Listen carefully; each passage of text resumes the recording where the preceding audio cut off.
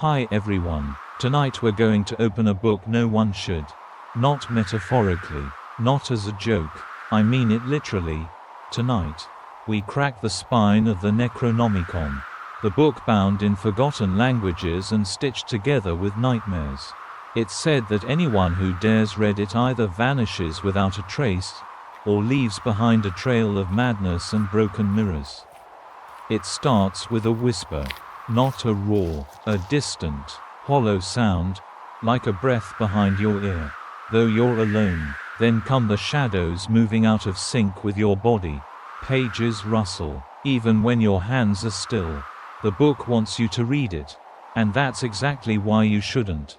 But I did. So before you get comfortable, take a moment to like the video and subscribe.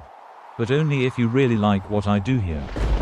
Drop a comment with your location and what time it is where you are. Now, turn off the lights, maybe turn on the fan for some soothing noise. And let's get started tonight. The Necronomicon, or Al-Azif, in the older tongue, isn't just a grimoire. It's a mirror pointed at the darkest parts of reality, written by the mad poet Abdul Alhazred sometime in the 8th century. It was said he didn't author the text, so much as he received it. Channeling it, speaking in tongues no human should understand. He disappeared shortly after its completion, torn apart in broad daylight by invisible forces in a crowded Damascus marketplace. At least, that's how the story goes. His last words, "That which is not dead can eternal lie." If that gave you goosebumps, welcome. That phrase is part of a chant connected to something so old, so impossibly ancient, that even saying its name can start to unravel your grip on what's real. See, the book doesn't just list creatures. It describes encounters, dreams people had that later came true, entire villages lost after performing rituals with diagrams they didn't understand, blood stains on pages that don't fade with time. No ink could ever do that, only memory. One of the first people to publicly reference it in the modern age was H.P. Lovecraft, the pulp horror writer who turned half-truths into entire mythologies. But here's the weird thing. After Lovecraft's death, references to the Necronomicon started showing up in places he couldn't have imagined. Scribbled in psychiatric evaluations, hidden behind fake books in the Vatican archives, whispered in classified documents tied to secret experiments during the Cold War. If it was fiction, someone forgot to tell reality. Now, it's debated whether the Necronomicon is a real object or just a literary virus, a story so infectious it rewrites the brains of those who hear it, like how The King in Yellow drives its readers mad. But that debate, it's academic, because the effect is real. People who read deep enough change. They speak in languages they never studied, draw symbols they swear they never saw, lose time, or worse, gain time. There's a file I came across, government sealed, that tells of a man who tried to destroy a copy by fire. The book screamed, not figuratively, it screamed. The flames turned black and started moving upstream. The man was later found in a room lined with mirrors, all shattered inward, his body untouched, but his eyes were gone. Like, completely. No wounds, no bleeding, just gone. Let me give you something a little easier to stomach. Ever seen Sam Raimi's Evil Dead? The Book of the Dead they use? Yeah, that's directly inspired by the Necronomicon. It's a fictionalization, sure, but the idea of a text that can summon entities, open rifts, or rot a person's soul just by reading, that's not just fiction anymore. It's folklore, and folklore that exists in multiple cultures. Here's a quirky side note. In the 1980s, several bookstores started getting requests for real copies. Some shops began producing faux versions, until strange complaints started coming back. Customers reported sleep paralysis, voices, and waking up with the book open to different pages than they remembered leaving it. Eventually, some sellers quietly pulled the fakes from shelves, not because of lawsuits, but because their employees began refusing to work the night shift. And while skeptics say, that's just coincidence, I say, maybe. But then again, have you ever felt something watching you from behind a book cover?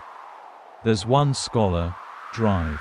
Marina Holloway, who dedicated 18 years to tracing all known references to the Necronomicon. Her last paper concluded, we may be mistaking a hyperobject for a text. This book doesn't tell stories. It tells you. A few weeks after publishing that, she went completely off-grid.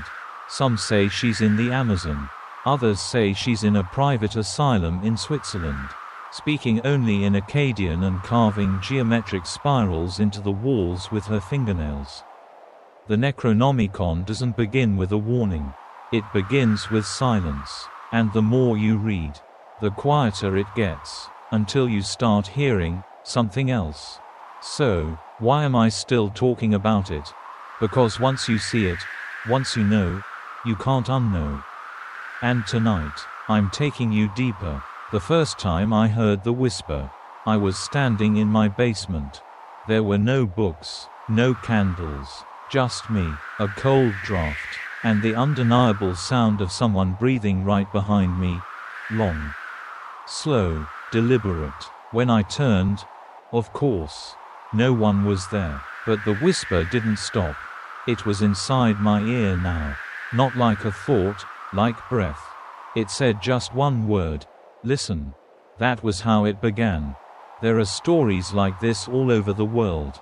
Not from ghost hunters or horror writers, but from librarians, monks, linguists, and sometimes people who've never opened a book in their life. People who dream of voices calling from caves or beneath the floorboards. People who disappear after muttering the wrong phrase in the wrong place. The whispers from the void, they don't come in thunder. They slip through the quiet.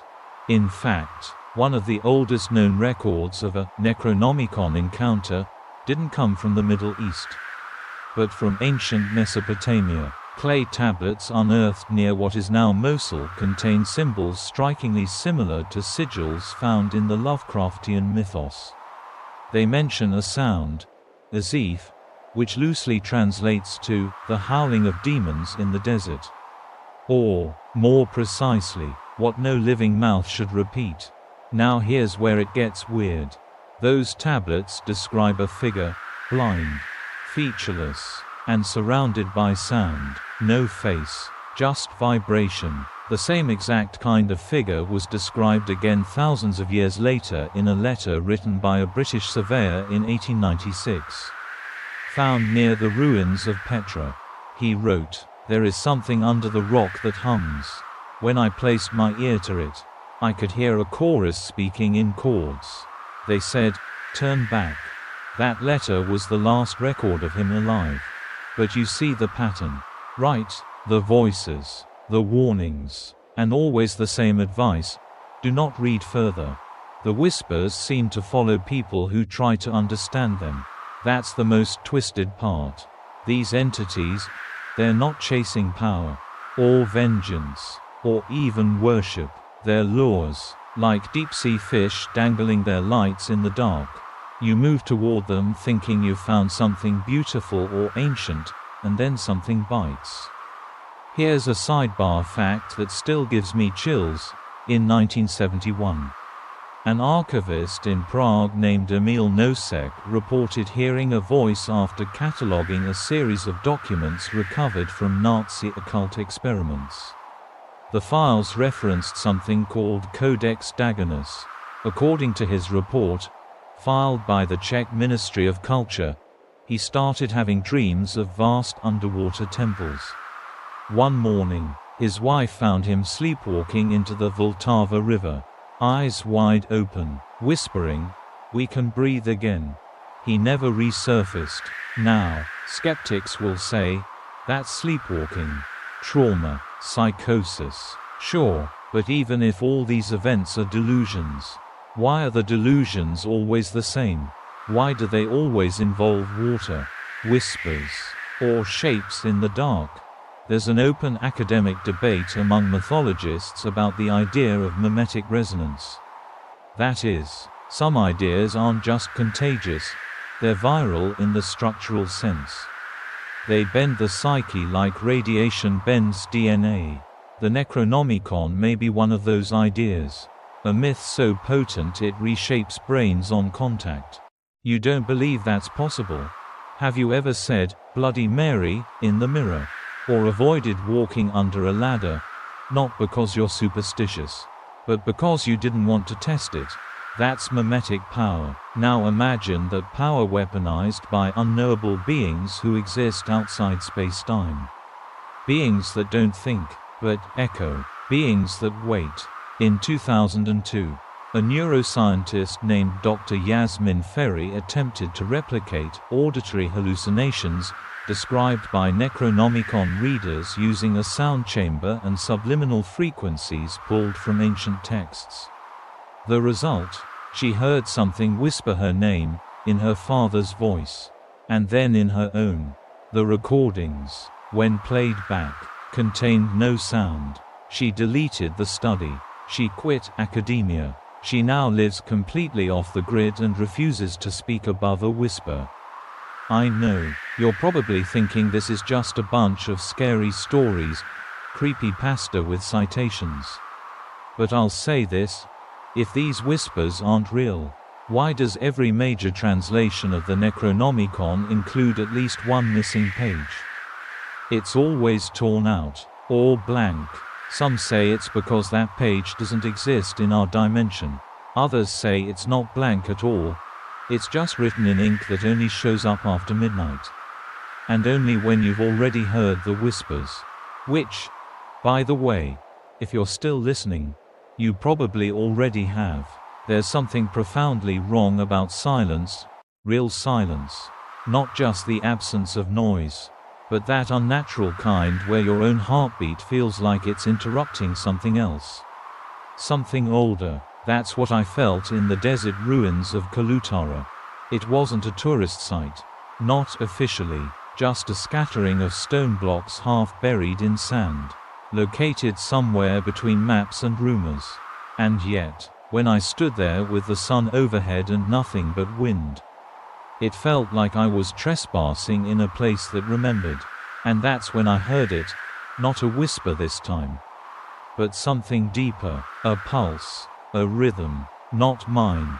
The Necronomicon claims that long before there was light, before stars dared to flicker and matter was a scattered dream, there were them, the primordial ones. They did not form from atoms or molecules or gravity, they are gravity. They are collapse and chaos and everything that came before creation itself had a chance to think itself into being. We call them gods because we have no better word. But they are not gods. Gods have intentions. These entities do not. They simply exist, outside of our dimensions, outside of causality, outside of mercy or logic or even math. That's hard to wrap your head around. Right, I used to think that outside of time just meant they lived forever.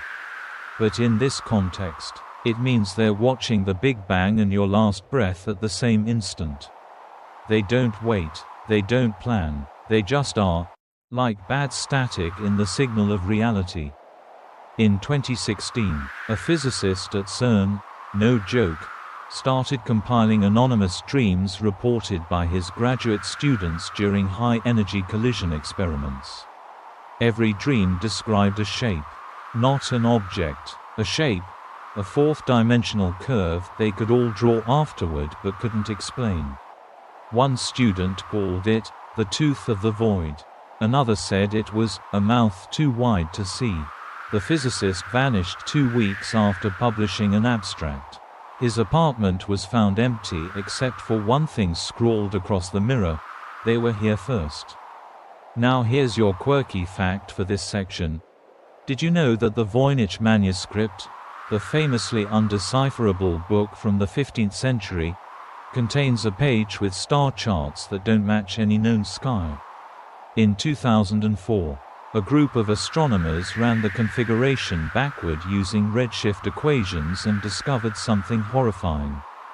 It matched the theoretical sky of a pre-Big Bang singularity. What does that mean?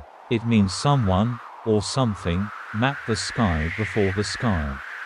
That shouldn't be possible, but that's the thing about the Necronomicon. It makes the impossible feel like it's just waiting for you to understand it. There's an open debate among occult historians as to whether these entities even real beings at all. One theory is that they're sentient forces, like black holes that think. Or entropy with a personality. Which, honestly, makes them worse. Because you can't reason with that. Have you ever stared at a starless sky and felt it staring back? That's what it's like. No booming voice. No glowing eyes. Just an awareness that is completely indifferent to your existence, unless you make the mistake of being noticed. And let me be perfectly clear, once you're noticed, you don't get to not be noticed again. That's why the Necronomicon refers to these beings using terms like, they who lie beneath the logic, or, the first vibrations.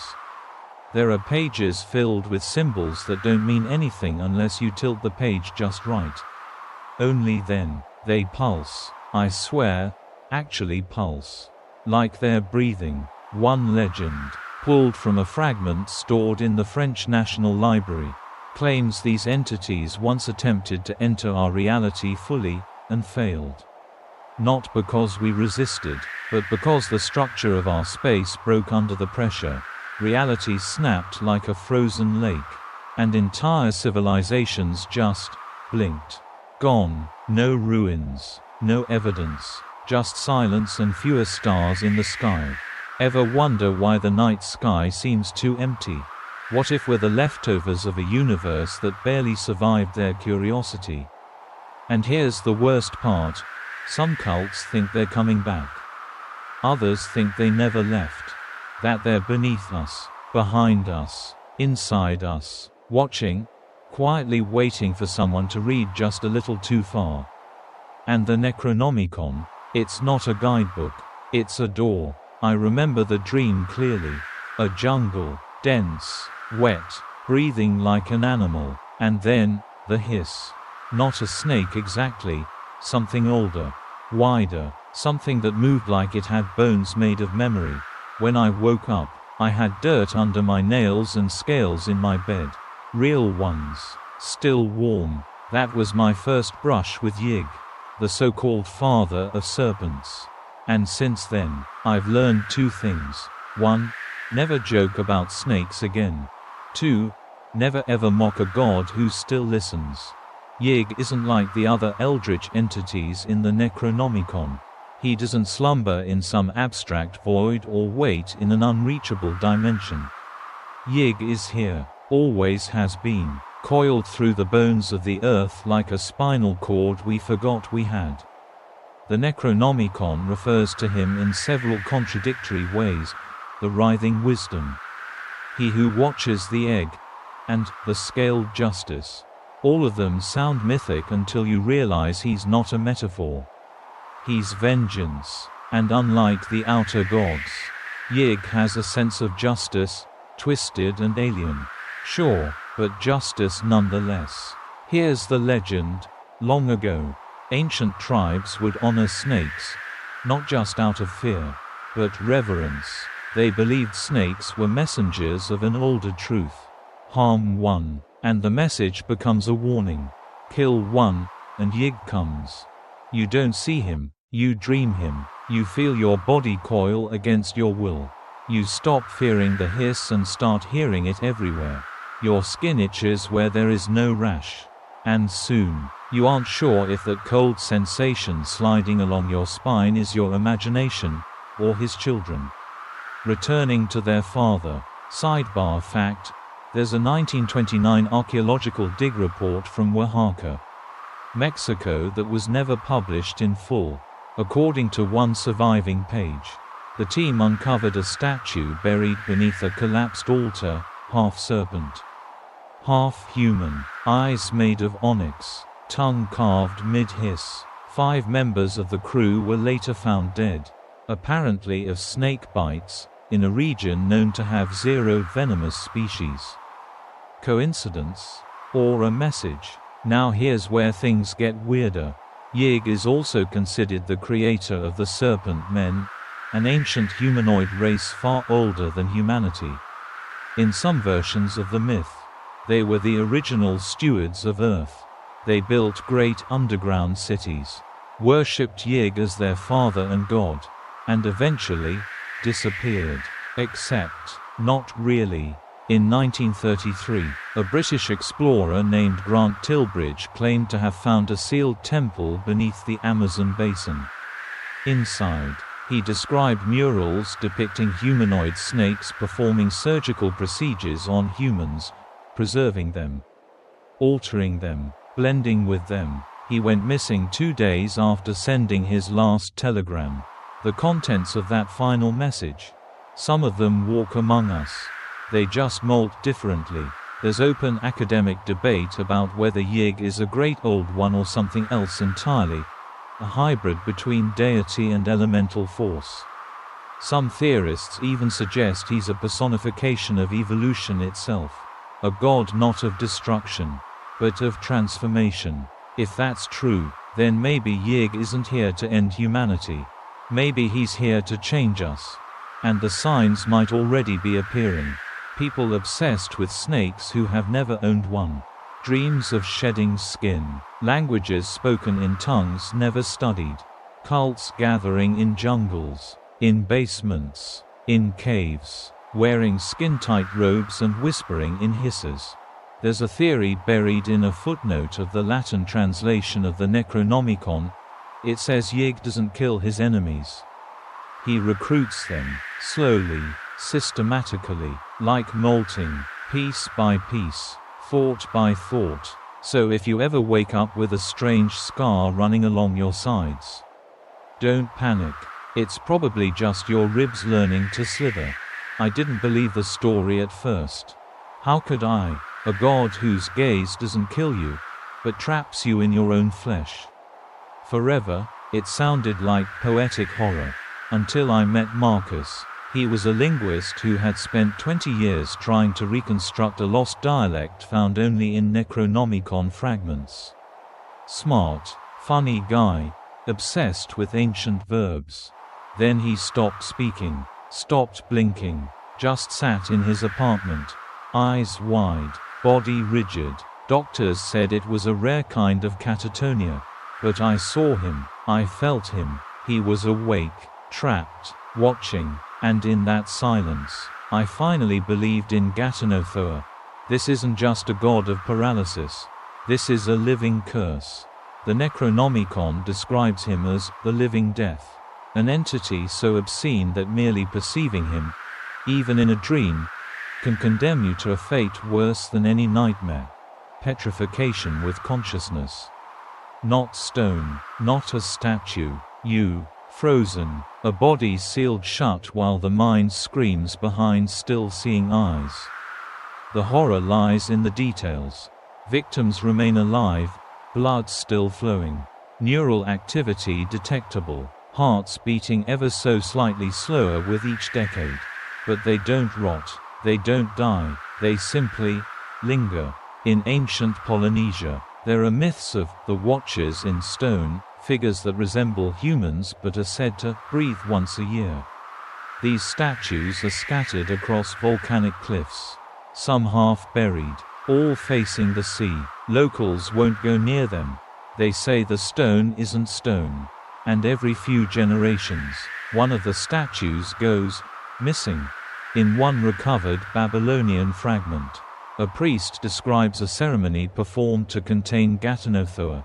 They wore blindfolds of human skin, wrapped layer upon layer to keep even accidental exposure at bay.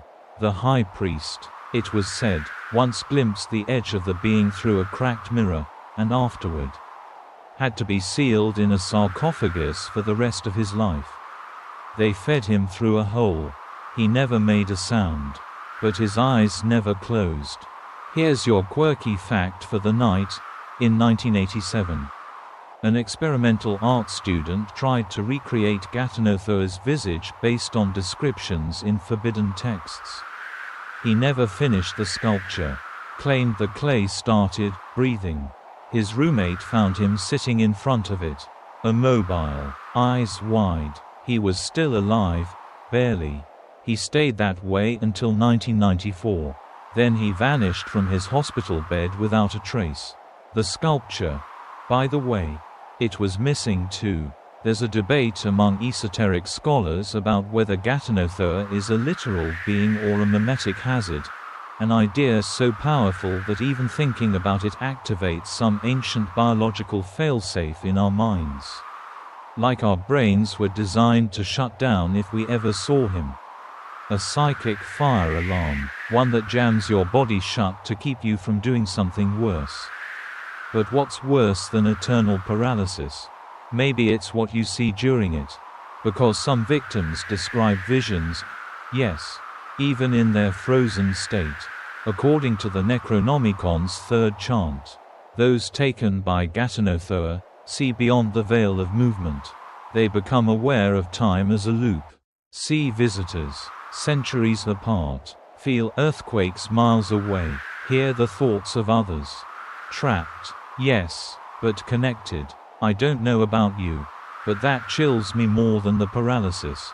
Because it suggests Ghatanothoa isn't punishing you. He's showing you something, teaching you a new reality, one where freedom is an illusion.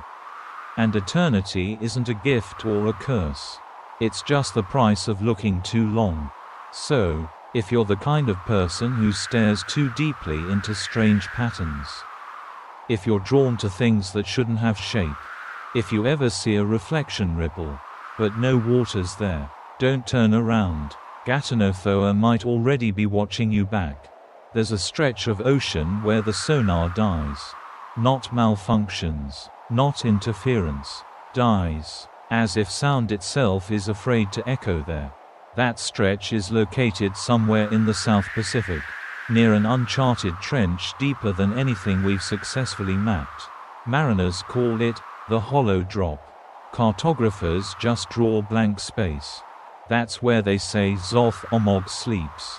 He's not as famous as Cthulhu, doesn't get plush toys or show up in video games.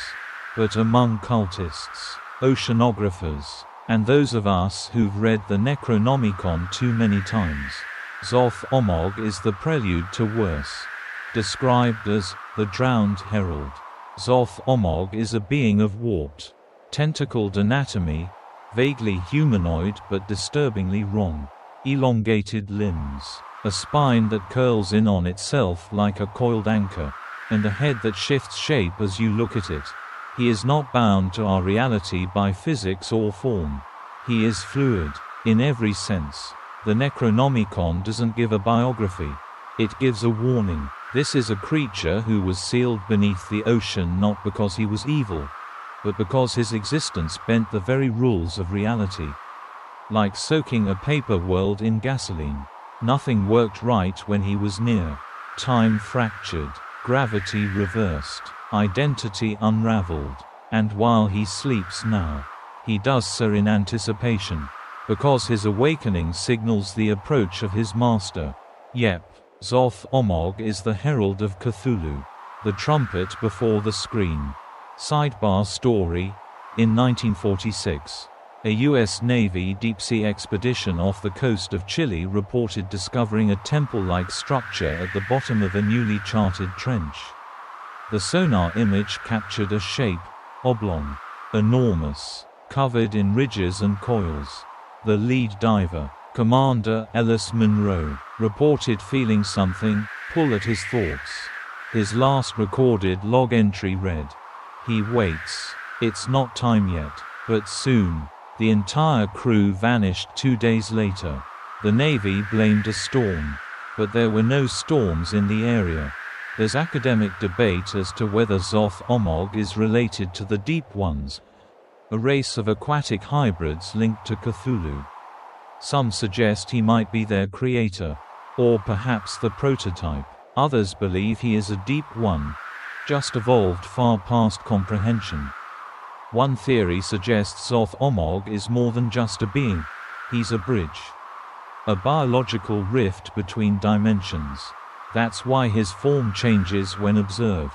Because you're not seeing him, you're seeing a cross-section of where he is. Let that sink in. In 2009, a group of deep-sea divers off the Solomon Islands filmed what they thought was a rare species of giant squid. But when slowed down, the footage revealed something terrifying. The squid's tentacles weren't moving through water. They were phasing, glitching, like bad video compression in real life.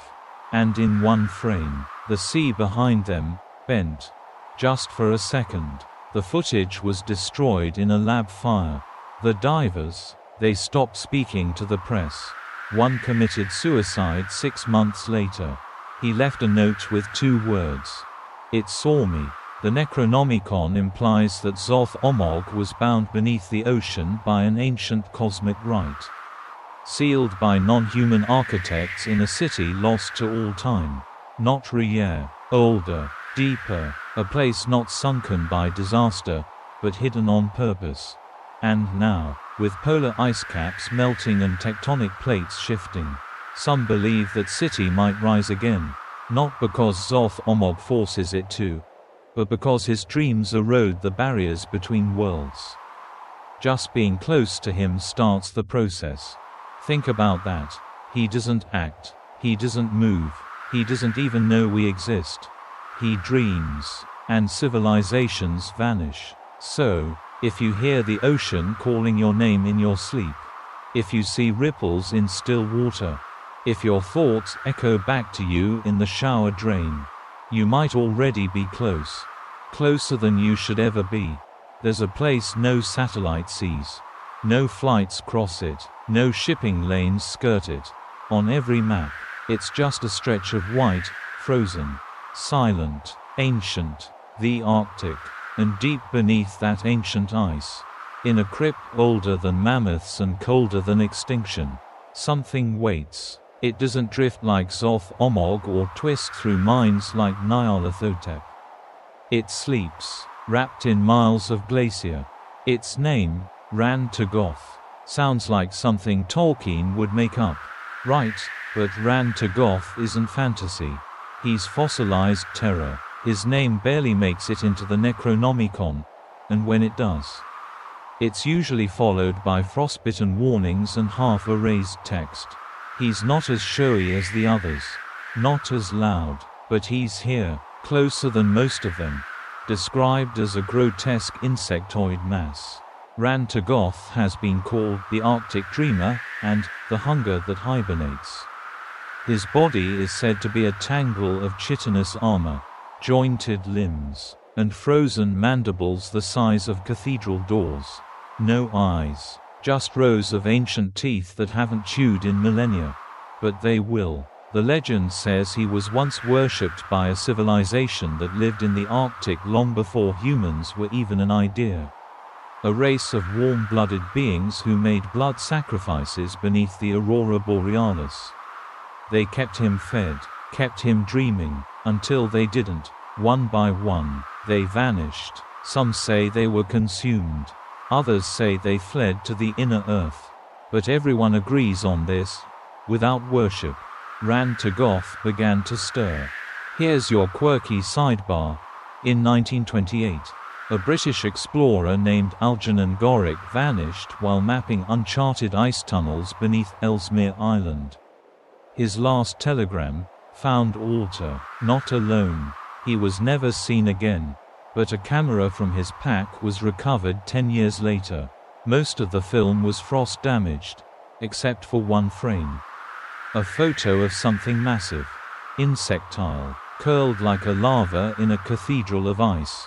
Academic debate rages about whether Ran-Tagoth is a lesser Old One or something closer to a cousin of the outer gods, what some call dormant horror. Entities that don't act unless disturbed. But the thing is, we're disturbing everything now. Climate change is melting ancient layers of the world. And Ran-Tagoth isn't bound by magic or a seal. He's bound by temperature. When the world warms, he wakes up. Imagine this. You're on an expedition. You step into a cavern of ice untouched by time. And you see it, veins of something black under the glacier walls. Pulsing faintly, not rock, not ice, but flesh. And the deeper you go, the warmer it gets. Not from geothermal heat, but from breath. Some cults believe Rantagoth doesn't feed on blood or fear. He feeds on memory. That's why so few recall his name. That's why his temples are buried, not destroyed. He's not erased. He's hiding in our blind spot, feeding on what we forget. A survivor of an Arctic station collapse in 1983 described seeing a thing with more legs than sky before blacking out. When he awoke, he was miles from camp. Everyone else, 8 researchers, was gone. No blood, no bodies, just drag marks in the snow, leading under. His journal was recovered. Inside, scrawled repeatedly in shaky handwriting. We were warm. He found us. So, if you ever feel a sudden chill in a room that's supposed to be sealed. If your breath fogs in front of your face when it shouldn't. If you wake up with snow melting on your windowsill, but it hasn't snowed in weeks. You didn't bring winter inside. Winter brought him. They say caves breathe. But I learned the truth the day I crawled into one that didn't echo. It absorbed sound. The deeper I went, the quieter it got, until even my thoughts felt muffled. That's when I felt it. A presence not around me, but beneath me, like the stone floor wasn't stone at all, but skin. And under that skin, something moving, slithering. I had found the domain of Nyogtha, or as the Necronomicon calls it. The thing that should not be. Not all eldritch horrors are asleep in the stars or chained in dreams. Some are awake, some are here, now, and Nyogtha doesn't wait for the stars to align or cults to chant. It just moves, through the deepest parts of the world, through cracks in forgotten places, through you, if you're unlucky enough to stand in the wrong shadow. Its form, amorphous, black, not like ink, more like the absence of light, an oil slick of sentience, writhing silently, pulsing with rhythms that match no heartbeat. When it's near, fire won't stay lit, batteries die, silence becomes hostile. The Necronomicon refers to Nyogtha as the unseen serpent, and the hunger between atoms. It's not evil, but it takes. That's what it does. That's all it does. Sidebar detail. In 1977, a spelunker named Hank Melrose was exploring the Lechuguilla cave system in New Mexico. He radioed in to report discovering a chamber filled with calcified symbols. Impossible to date. His final words, "There's something in here that knows my name." Only the radio was recovered. It was melted, not burned. Melted, from the inside. Here's your fun, or not so fun, quirk. Nyogtha has been linked to strange seismic readings around the globe that can't be traced to tectonic activity. Some of them match the rhythmic pulse found in certain chants recorded from Siberian shamans, Aztec ritualists, and even an Appalachian folk hymn that doesn't appear in any hymnal. 3 continents, 1 rhythm, no explanation. Some researchers, those few brave or foolish enough, believe Nyogtha isn't a creature at all. It's the byproduct of reality leaking. A leftover pressure, a phantom limb of some deeper being. Like steam rising from a wound in the Earth's crust. The Necronomicon warns in subtle terms, where silence deepens. Beware the black drip, for it is not rain, but the memory of movement. I once interviewed a geologist who studied lava tubes in Iceland. She described a narrow shaft that exhaled warm air. Even in winter, said it felt like breathing. And when she sent a drone inside, the footage showed something that didn't make sense. Shadows cast in a direction with no light source. She quit geology a week later. She wouldn't speak of it again. Except once. She said, "The earth isn't hollow. It's haunted." There's an academic schism about whether Nyogtha is part of the outer gods. Or something else entirely. A parasite, a wound, a punishment. Maybe it doesn't matter, because Nyogtha doesn't care what it is. It only cares where you are. So, if you ever find yourself in a cave where your flashlight dims, if the walls start to look like they're breathing, if you feel something slick coil around your ankle, but nothing's there when you look, don't move, don't speak, because silence doesn't mean you're alone. It means Nyogtha is listening. There's a painting I saw once, oil on canvas. Unsigned, unframed. It showed a man without a head, but he wasn't dead. He had mouths where his hands should be, lips parted, whispering, eyes embedded in the knuckles, blinking sideways. The gallery had no title for the piece, but someone had scrawled, "He spoke and I couldn't stop listening," beneath the frame. Later, I learned its real name. Ugolonak. Even among the horrors in the Necronomicon, Ugolonak is personal. He doesn't rot planets. He doesn't awaken seas. He enters you, quietly, through shame, through hidden thoughts, through the things you've never said out loud. He's called the Defiler, the Eater of Souls, the Whispering Glutton, but those don't really capture him. Not completely, because Ugolonak is not just a monster. He's the thing you become when you stop resisting the worst parts of yourself. The Necronomicon describes him as appearing headless, obese, with gaping mouths in the palms of his hands. But that's just one form, one interpretation. Ugolonak has no true shape. He wears you. Or rather, he invites himself into your shape when you think the wrong thought too many times. Sidebar Shiva. In 1954, a psychiatric patient in a UK asylum began compulsively drawing hand mouths. Hundreds of sketches. When questioned, he said, "They're learning to speak again." After his suicide, the staff found that every page was signed by another hand. The signature matched no one alive or dead. There's an unsettling academic debate about Ugolonak's nature.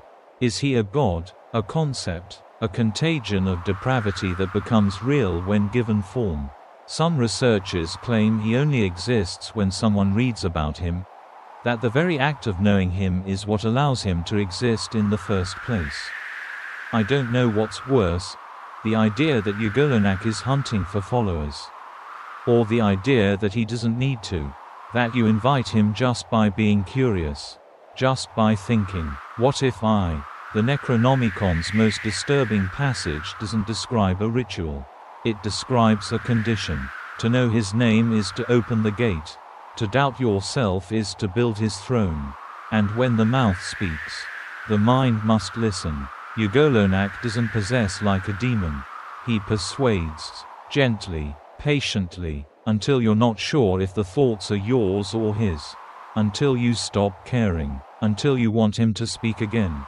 In 1998, a cult was uncovered in Montana, suburban, educated, normal-seeming folks. They weren't sacrificing goats or chanting in the woods. They were collecting secrets, making journals of the darkest impulses. When the authorities found them, they had all removed their own heads, cleanly, surgically, and impossibly still alive. The bodies were writing in blood. They had mouths in their palms. A quirky little detail, in several Necronomicon fragments, Ugolonak's name is only ever spelled once.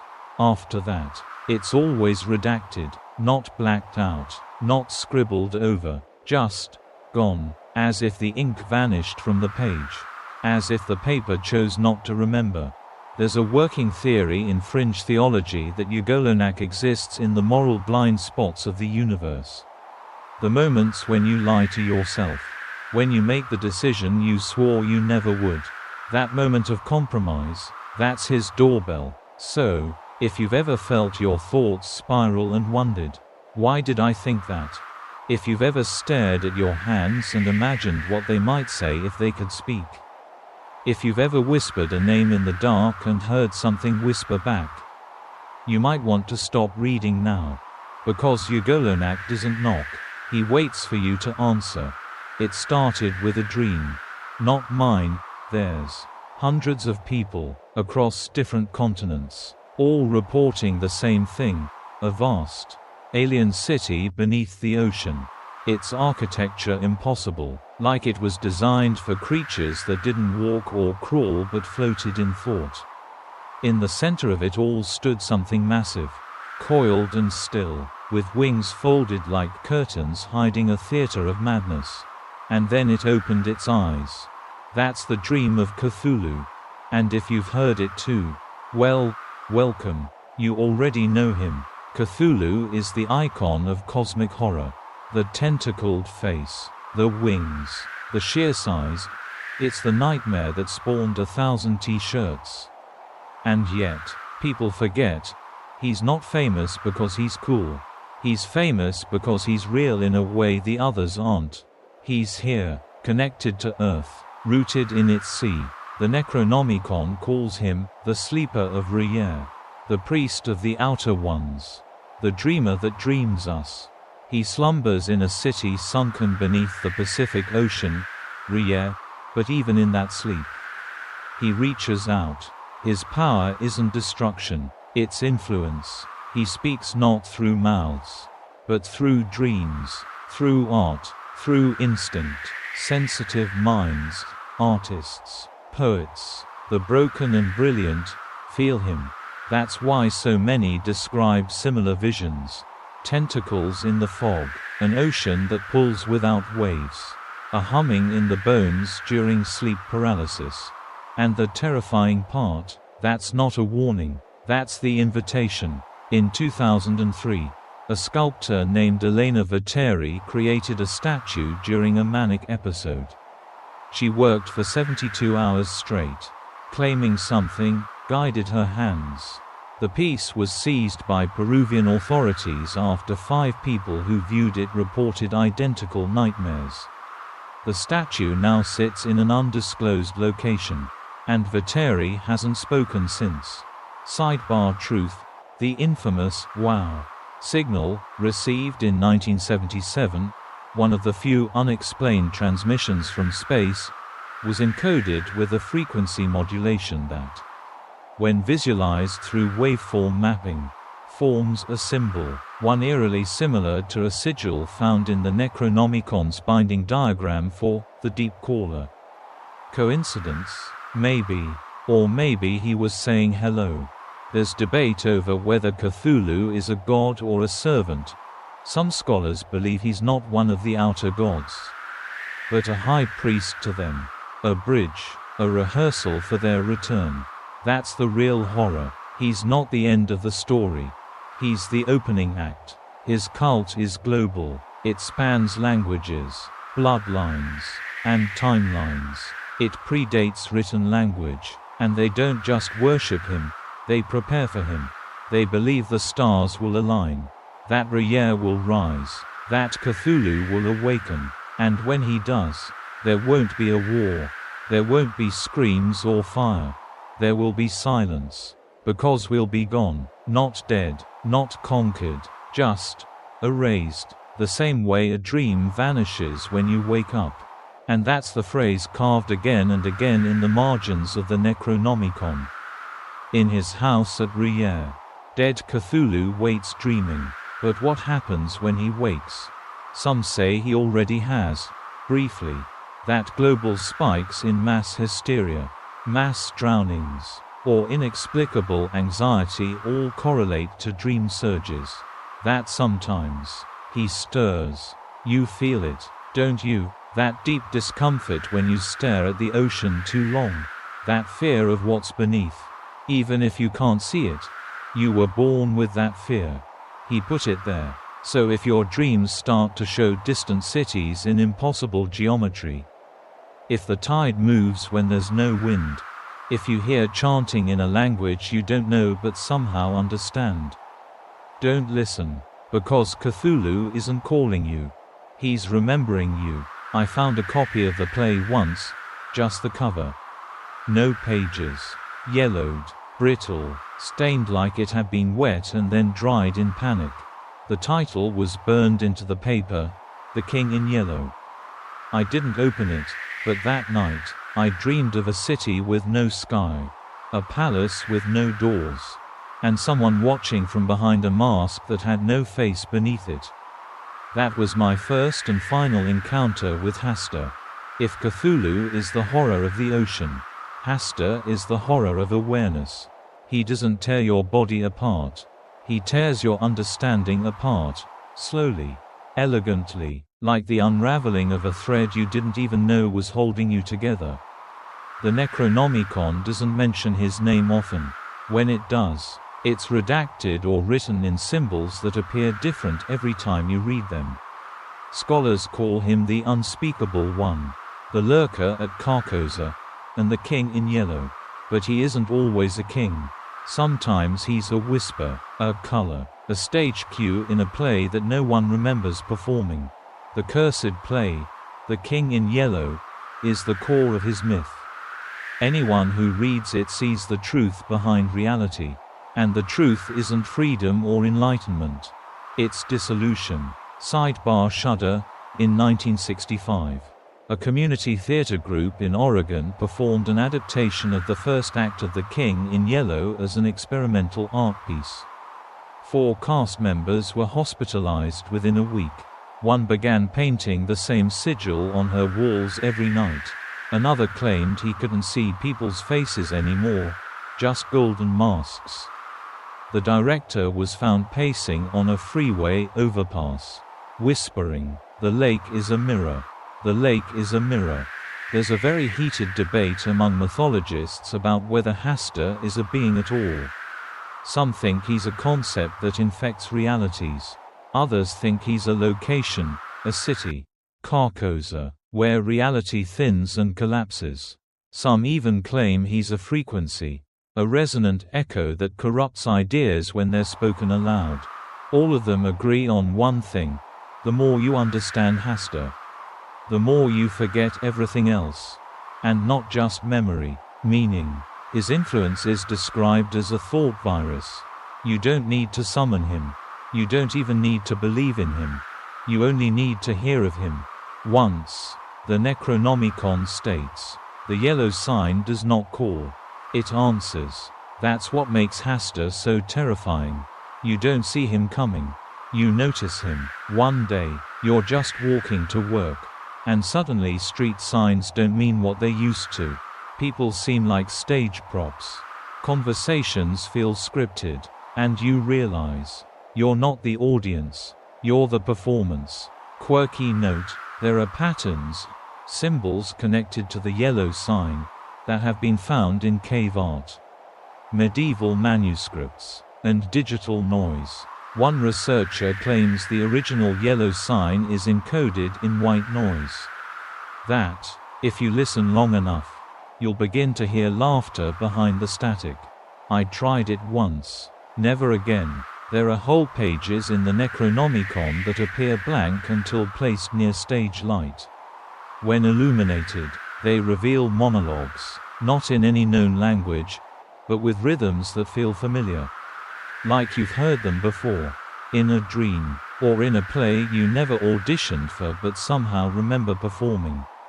The ultimate theory: Hasta doesn't destroy you. He rewrites you. You don't die screaming. You walk off stage. So, if you ever find a playbill with no theater name, if someone hands you a script with no ending, if you find yourself humming a tune in a language you don't know, don't follow it, because he never enters the room. He makes you forget there was ever a door. You can't point to where they are. That's the first lesson when learning about the outer gods. They're not just far away.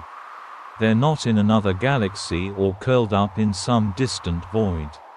They're beyond distance, beyond matter, beyond understanding. We think of space as big, endless, even, but space has rules. It has up and down, heat and cold, expansion, time, gravity. The outer gods exist outside of all of that. And when they cross over, the rules we live by break, silently, beautifully, and completely. The Necronomicon refers to them not as beings, but as forces, concepts with intent, not consciousness as we understand it, but motion, pattern, chaos. Some call them the dreaming powers. Others, the architects of madness. They don't act, they are the act. Sidebar or, in 1973, a cosmic microwave anomaly was detected, a sudden spike in data from a deep space signal with a repeating pulse that didn't fit any known transmission. It lasted for exactly 66.6 seconds. Afterward, every hard drive used to analyze the signal failed. And one scientist, before falling into a catatonic state, scribbled the words, "It blinked." Now, there's a fiercely contested academic split. Are the outer gods the creators of the universe, or the waste product of its birth? Did they shape reality like artists? Or are they accidents, the unfiltered chaos left over when something far worse looked away? It's comforting to think of them as divine, even malevolent, but the truth, according to the Necronomicon, is worse. They're indifferent. Completely. They don't see us because we are not visible to them. We're static on a screen they don't tune into. And if they ever do, that's not salvation. That's deletion. One name you'll see most often is Azathoth, the blind idiot god. The Necronomicon says all things are but the dream of this seething, bubbling center of reality. He doesn't plan, he doesn't think, he sleeps. And his sleep is maintained by the piping of flutes that play forever at the heart of the cosmos. But what happens if the music stops? There's a page in the Al-Hazred fragment, burned around the edges, with a passage that reads, "All shall cease when the lullaby breaks." And it's not just Azathoth. Other outer gods hover at the edge of knowing. Tulsha, the green flame that watches but never blinks. Yog-Sothoth, the key and the gate, who is time and knowledge and the prison of both. Shub-Niggurath, the black goat, whose birthing never ends. Each of these entities doesn't just exist. They weave the framework of all things, and at their slightest whim, unweave it. Some researchers suggest they've already touched us. And that's why we have things like déjà vu, sleep paralysis, or universal symbols that appear across cultures and millennia. One theory suggests that schizophrenic hallucinations, the spirals carved by ancient tribes, and even the Fibonacci sequence are leftovers. Fragments of a moment when an outer god briefly passed through and reality tried to catch its breath. A quirky footnote from a 1920s cult trial in Massachusetts. The group claimed to worship the ones without sides. When pressed, they described beings that couldn't be drawn, couldn't be named, and made the edges of the room bend. The cult leader drew a symbol in court that reportedly shifted direction depending on the angle it was viewed from. The drawing was confiscated. The courtroom burned down 2 weeks later. Coincidence? Maybe. The outer gods don't arrive like storms. They don't roar like lions. They don't glow or chant. They fold. They bend everything we are around a presence that doesn't want anything, because it doesn't need anything. And when they touch our world, time doesn't stop. Time forgets it was ever moving. So, if one day, your shadow doesn't match your body, if you see a star blink in a pattern that feels like a heartbeat, if your dreams start repeating, frame for frame, night after night, it may not be a glitch in your brain. It may be a greeting. It started as a rumor, a murmured phrase passed around university libraries and forgotten occult message boards. The goat is not black because of color. It is black because light will not touch it. The phrase refers to Shub-Niggurath, one of the most disturbing presences in the Necronomicon. If Azathoth is chaos and Yog-Sothoth is knowledge, Shub-Niggurath is life, But not the kind we romanticize. Not blooming flowers and newborns and butterflies. No, this is life as in overflow. Life that does not stop. Life that consumes itself just to keep growing. Shub-Niggurath is called the black goat of the woods with 1,000 young. And yes, that's as gross as it sounds. She doesn't appear in any one shape. Most references in the Necronomicon describe her as an enormous, constantly shifting mass of birthing flesh. Black and glistening, covered in mouths, teats, tentacles, and things that might be legs. Her form is fecundity unleashed, life in overdrive. Without direction, restraint, or mercy. And the worst part, she's active, while so many of the other outer gods sleep or slumber between dimensions. Shub-Niggurath spreads. Her spawn are whispered about in dozens of cultures. Beasts born of trees, of puddles, of wombs that were never touched. Her influence seeps into fertility rituals, obscure harvest gods, and ancient forest cults that were wiped out not by time, but by panic. Sidebar Nightmare. In 1931, a French anthropologist studying an isolated village in the Congo described a night where the villagers fed the woods with their animals and, disturbingly, their infants. He reported seeing the jungle ripple as if breathing, and then something, wet, pale, and wrong, emerged from the ground. His journal ends with a single line. She came for more. When researchers discuss Shub-Niggurath, the debate quickly fractures. Some say she's an outer god. Others claim she's a great old one that's somehow been promoted. A few scholars even suggest she's the consort of Azathoth, feeding the chaos with endless new matter. But here's the wildest theory, and it appears in the deeper encoded passages of the Necronomicon. Shub-Niggurath may be the source of evolution on Earth. Not metaphorically, literally, that everything from trilobites to humans might be her offspring. That DNA isn't sacred, it's contaminated. And the spiral in our very genes. It's a signature, quirky connection. In a 2006 genetic study, researchers found an unknown segment in human mitochondrial DNA, something that doesn't appear in other primates. It doesn't do anything, it's just there, like an embedded key, or a waiting switch. They called it junk code. I wouldn't be so sure.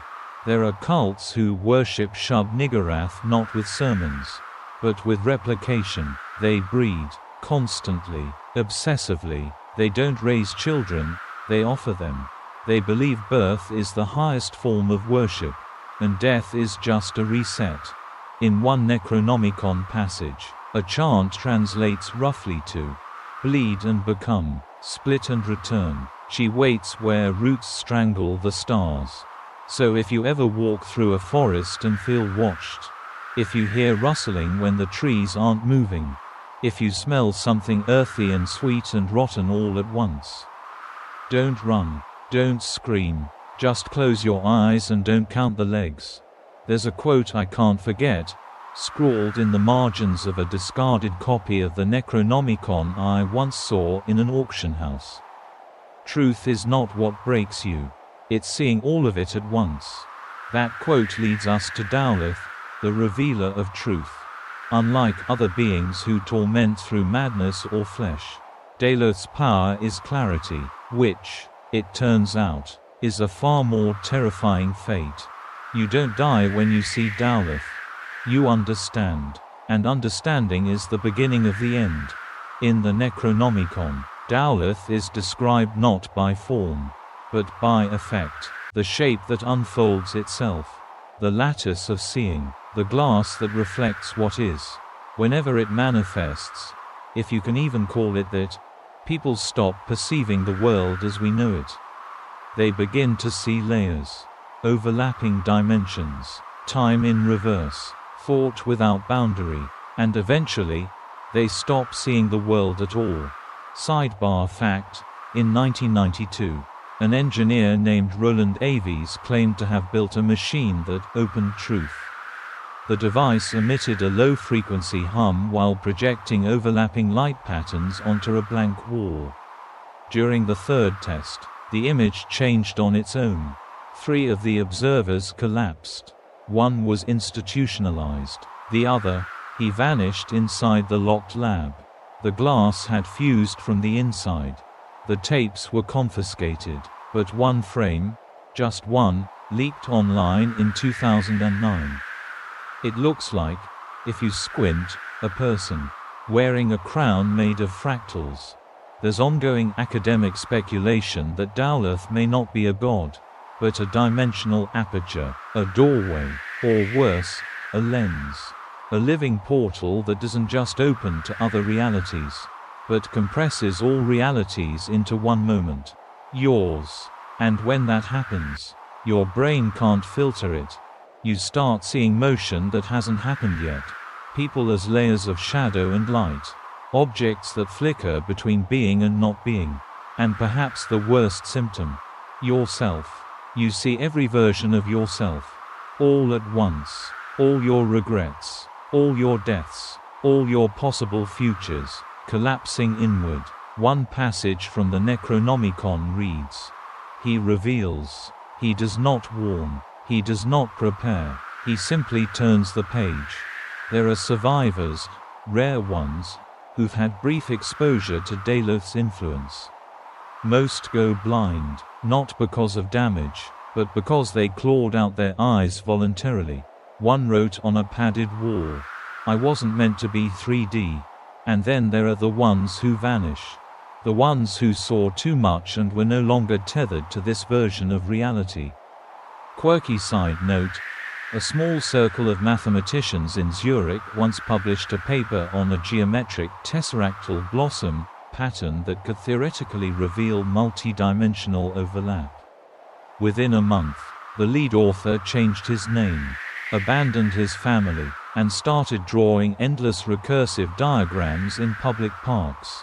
The diagrams resembled symbols found in the Dowleth fragments of the Necronomicon. So what is Dowleth, really? Maybe he's not a being. Maybe he's what happens when illusion breaks. Maybe he's not showing you horror. Maybe he's showing you the truth. And the truth is this. We're not real in the way we think. We're shadows of more complete things. So, if the world ever feels too sharp, if you see patterns in the dust, reflections in the floor, movement in stillness, if you glimpse something folding into itself, endlessly, like a map of time, close your eyes, say nothing, and pray you haven't already been seen. It doesn't throb, it doesn't pulse, it sloshes. That was the description scribbled in the Necronomicon next to a sketch that looked like a pile of wet clay mid-screen. Beneath it, Ubbo Sathler.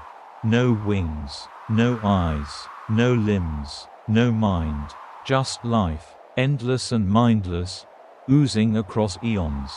Birthing and devouring itself in the same sluggish breath. Ubbo Sathler is called the unbegotten source. The slime that dreamed the seed, and in one particularly disturbing passage, the god that forgot what it was. The idea is simple and horrifying. Ubbo Sathler is where life began. Not metaphorically, not mythologically, literally. Every cell, every gene, every twitch of evolution can be traced back to this shapeless protoplasmic god. Burbling beneath the crust of the earth. Waiting to reclaim what it started. It doesn't think, it doesn't judge, it absorbs. Sidebar unease. In 1988, a team of deep-core drillers in Yakutia, Russia, reported hitting a soft cavity beneath the bedrock. Instruments began to register high organic material levels and strange wet echoes. Despite no air present, when they sent a probe down, it melted. When they sent a second one, it never came back up. The last recording, a noise like 1,000 heartbeats dissolving in mud. Some researchers argue Ubbo Sathler is not just the beginning of life, but the inevitable end of it. A biological Ouroboros. Life births complexity, consciousness, society, and then slowly returns to simplicity. To muck. It's not entropy, it's reabsorption. And maybe that's the plan. Maybe we're just a byproduct, a bloom in the slime, a momentary branch in a tree that always planned to fold back into the root. Quirky idea. Carl Jung once wrote of the primordial soup of consciousness, a place where all dreams come from. Some believe he may have brushed against the concept of obsessively in his active imagination experiments. He described a voice in the basement of the soul, which gurgled without language. Maybe that wasn't a metaphor. The Necronomicon offers a bizarre caution: he who seeks origin finds his end. There are rituals described, methods to merge with obsessively. They involve unlearning, letting go of identity, memory, language, dying without dying, returning, because obsessively doesn't kill. It takes back. Some cults celebrate this. They believe we've wandered too far from the true womb, the primordial sanctum. They chant in wet caverns, paint spirals in mud, and whisper, "We are but skin, let us shed." Others aren't so willing. They believe obsessively's reawakening signals the collapse of individuality, the final erasure of all narrative, all story, all separation, not through war or fire, but by melting everything back into the soup. Imagine this: one day, the soil begins to soften. The oceans don't rise, but sink. Animals lose their shapes. People begin to lose memories, not through disease, but osmosis. Your body remembers where it came from, and it starts to slip. You try to hold a thought. It leaks out your ears. You try to scream, but you're already gargling. So, if you start dreaming of mud, if your skin feels warm in places that weren't touched, if you see the earth itself weep a translucent fluid that tastes like salt and ash, you're not melting. You're going home. You ever seen fire that casts no light? I have.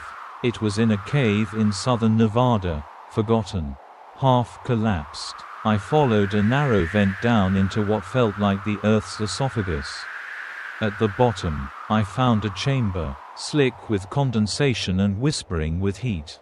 In the center, floated a flame, emerald green, flickering against nothing, no smoke, no warmth. But it moved, and worse, it looked back. That was my first glimpse, maybe the world's last, of Tulsa.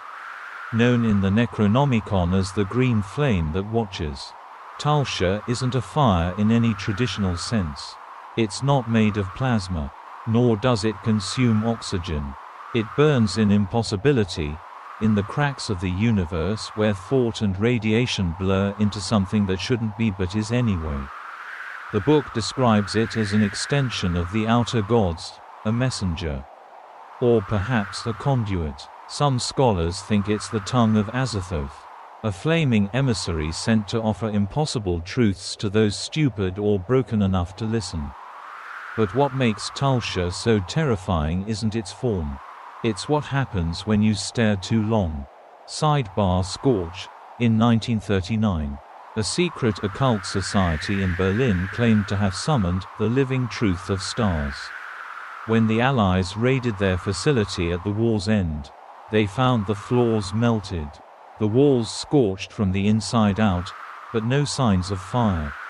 Only blackened silhouettes, frozen in positions of rapture. One of the few surviving items was a metal box containing a shard of green crystal.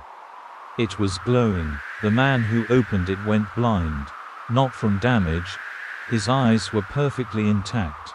But his brain could no longer translate light. There's an obscure passage in the Necronomicon that warns. He comes not to speak, but to be seen, and those who see carry his echo forever. Those who encountered Tulsa often report recurring symptoms, visions of geometric flames in their dreams, hearing their own thoughts out of order, and a growing sense that time is running both forward and backward simultaneously. Some even begin to speak in glowing green glyphs, symbols that burn into any medium they're written on, including flesh. The prevailing academic theory is that Tulsa is not a being, but an interface, a living UI between reality and something far worse. When you look at it, it's looking through you, into all possible versions of you, choosing the one that will carry it forward. Quirky note: in a bizarre 2011 physics paper, an unnamed researcher at Fermilab claimed to observe a thermal event in a vacuum-sealed chamber, where temperature dropped, but energy increased. They described the appearance of a color not registered in the visual spectrum. The notes ended with a hand-drawn spiral made of flames, green flames. They were fired for falsifying data. Or so the report claimed. The thing about Tulsa is, it doesn't want to kill you. It wants to inform you. Like a newsletter from the void. It offers you truths that your mind wasn't built to carry. And the moment you understand what it's showing you, you change. Some laugh forever. Some forget how to blink. Some whisper equations that rewrite reality around them in small, horrific ways. And some are never seen again, but in the ashes of their homes. Green flames sometimes flicker for days. And if you stare long enough, you'll see something within the fire. A shape. Watching. So if you ever wake up and your room glows green, if you hear fire crackle in a place with no air, if your reflection starts flickering before the light does, don't run. There's nowhere it won't find you. Because Tulsa doesn't need a path. It is the path.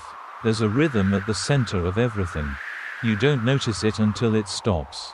Then reality gets slippery. Time doesn't flow. It trembles. Thoughts repeat. Words echo in your head before you say them. And if you listen close enough, in the deepest silence, beneath even the hum of your own blood, you might hear it. Flutes. Not music, not melody, just discordant piping, like wind forced through broken bones. That's the lullaby of Azathoth, the blind idiot god, the seething nuclear chaos, the dreamer at the center of all things.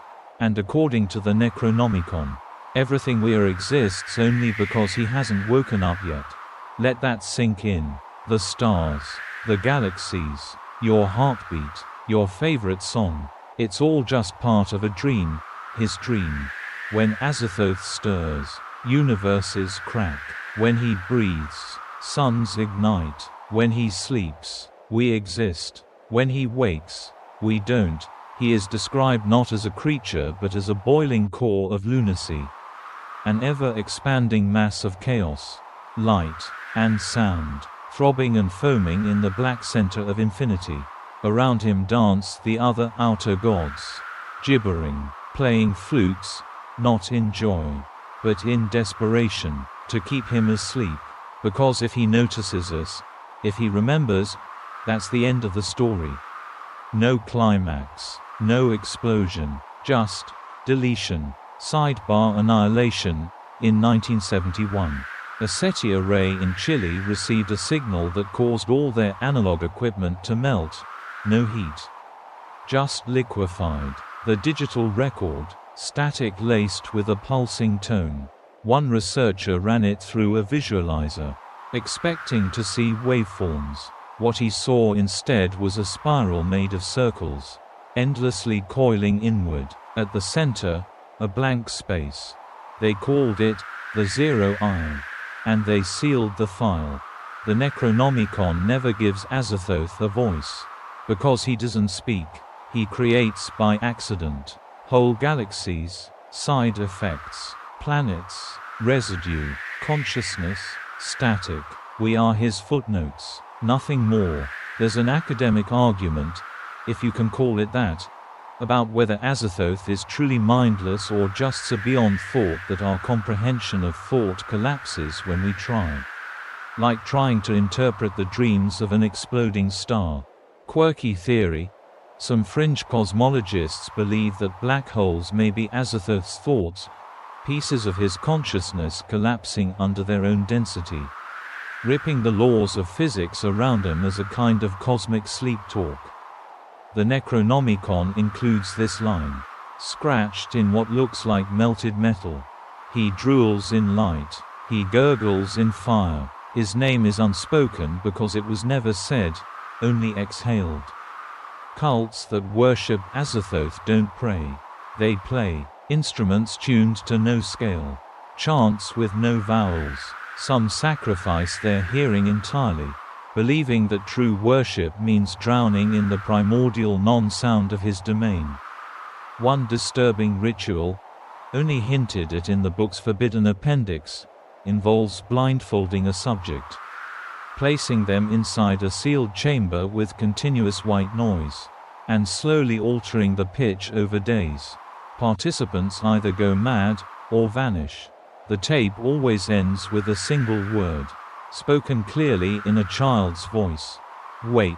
So, if you hear music in complete silence, if you feel the air throb behind your eyes, if your thoughts start looping in circles and time forgets how to walk in a straight line, don't listen, because that's not your mind breaking.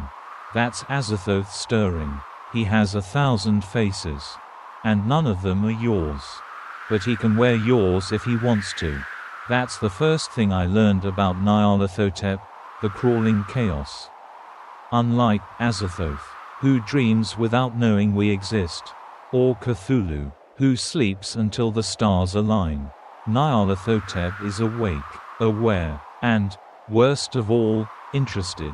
The Necronomicon paints him as an exception among the outer gods. While the rest drift in madness or creation or void, Nyarlathotep moves. He acts. He walks through the world. Sometimes in shadow, sometimes in full view, and always with purpose, though no one knows whose. He's called many things across many cultures. The Black Pharaoh, the Man of 1,000 Forms, the Smiling Mask, and once, in a fragment written entirely in dried blood, the Mouth Between Stars. He speaks, he persuades, he leads, and then he watches it all burn. Sidebar Shiver. In 1919, H.P. Lovecraft wrote a prose poem titled Nyarlathotep. He claimed it came to him in a dream, completely unbidden. The poem describes a strange man walking through cities, displaying technologies no one understands, and driving people mad just by explaining them. Lovecraft's health declined dramatically after writing it. The Necronomicon suggests Nyarlathotep serves as the voice of the outer gods. But unlike angels or prophets, he doesn't bring peace or salvation. He brings questions, riddles that unravel minds, gifts that rot the soul, knowledge that infects like mold in a house you thought was clean. He doesn't want worship, he wants reaction, panic, despair, belief, and disbelief. Academic debate rages about whether Nyarlathotep is a singular entity or a distributed force.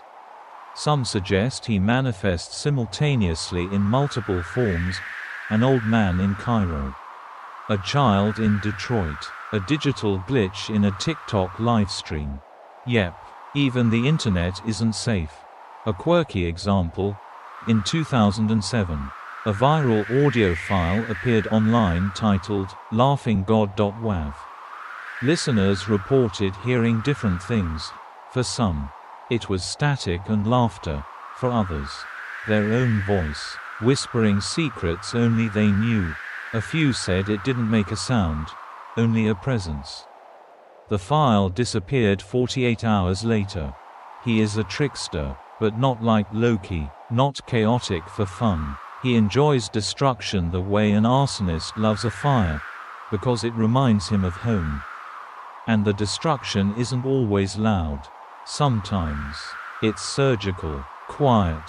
Your society slowly loses trust in itself. Truth bends. Friends become strangers. Conspiracies flourish, not because they're true, but because they feel right. And then he smiles. Cults that follow Nyarlathotep don't chant in basements.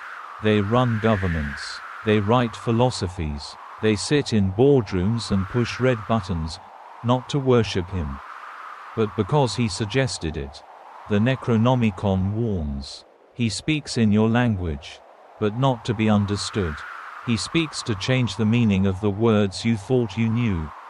So, if you ever see someone who feels too convincing, if you hear a story that seems impossible, but you believe it anyway, if you find yourself laughing at a nightmare, and you're not sure why, check the mirror. Make sure it's still your face looking back. Because Nyarlathotep doesn't come with fire or plague or monsters. He comes with a smile. You ever had a thought so big, you felt your brain physically reject it? Like a math problem that loops back on itself. Or a dream you wake from mid-revelation. Heart pounding, vision fuzzy, because your mind glimpsed too much. That's Yog-Sothoth. Not a monster, not a destroyer. Yog-Sothoth is everything, and everywhen. The Necronomicon refers to him as the key and the gate. Not a poetic title, a literal one. He is both the door to ultimate knowledge, and the thing that opens it. Imagine something that is time, not bound by it, or traveling through it, but being it. All moments, all decisions, all outcomes happening at once. And when he looks at you, he doesn't see a person. He sees every version of you. Every breath you did and didn't take. Every version of this conversation. Every timeline where you read this script, and every one where you didn't. Sidebar spiral. In 2003, a physicist named Dr. Odelia Tran ran a quantum superposition experiment that resulted in a data anomaly she called the folding event. She claimed to have seen the code of the universe blink. Shortly after, she disappeared from public life, leaving behind a 4.000-page journal of looping diagrams. Cryptic math. And the same phrase repeated 27 times. The gate is inside the eye. Yog-Sothoth isn't described by shape, but by effect. When he manifests, people see spheres, infinite, overlapping spheres of glowing matter, each one throbbing with light that isn't light. Many witnesses report extreme nosebleeds, time loss, and language comprehension failure. But the real horror, he answers when you ask. The Necronomicon tells of mages and madmen who sought forbidden truths, rituals that opened the gate. They received knowledge beyond comprehension, the death date of the universe, the names of unborn gods, the truth of the souls recycling through alien planes. And then they either vanished from time, or became something else entirely. Academic debate suggests Yog-Sothoth may be the original intelligence behind all other entities. A kind of divine mainframe. Some believe even the outer gods consult him, or, more accurately, are projections of him, filtered through dimensions we can perceive. Here's the quirky horror. Some cults don't fear Yog-Sothoth. They want him. They believe merging with him is the final act of human evolution, not death, but transcendence. And they perform terrifying rituals to do it. Prolonged sensory deprivation, constant playback of reversed Necronomicon chants, and even cognitive erasure, purging the mind of ego, so Yog-Sothoth can fill the void. But the Necronomicon warns, he who opens the gate must become it. He who sees the key cannot be the door. So what happens to those who succeed? They stop being human, not metaphorically, structurally. Their timelines blur. They begin appearing in photos from different decades. Their handwriting changes overnight. They write letters in languages no one on Earth has ever spoken. Some whisper they become time ghosts, flickering in and out of rooms with no past, no future, just now, stretched endlessly. If you ever feel like you've dreamed something that didn't happen to you, If you find objects in your house you don't remember buying, but feel ancient. If you see spheres in the sky that no one else sees. You're not going mad. You're just being noticed. Because Yog-Sothoth is always watching.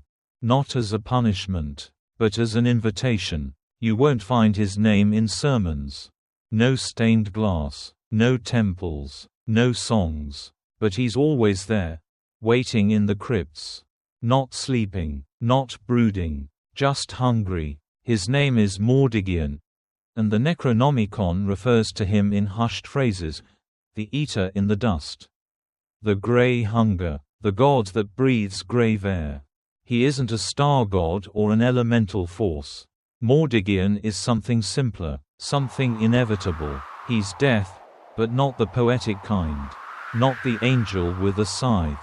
Mordigian doesn't weep, doesn't comfort. He devours. And when he does, nothing is left. No bones, no ghosts, not even a name. Sidebar chill. In 1908. The excavation of an ancient necropolis near Aleppo uncovered a sealed chamber labeled in Sumerian. We feed him so he forgets us.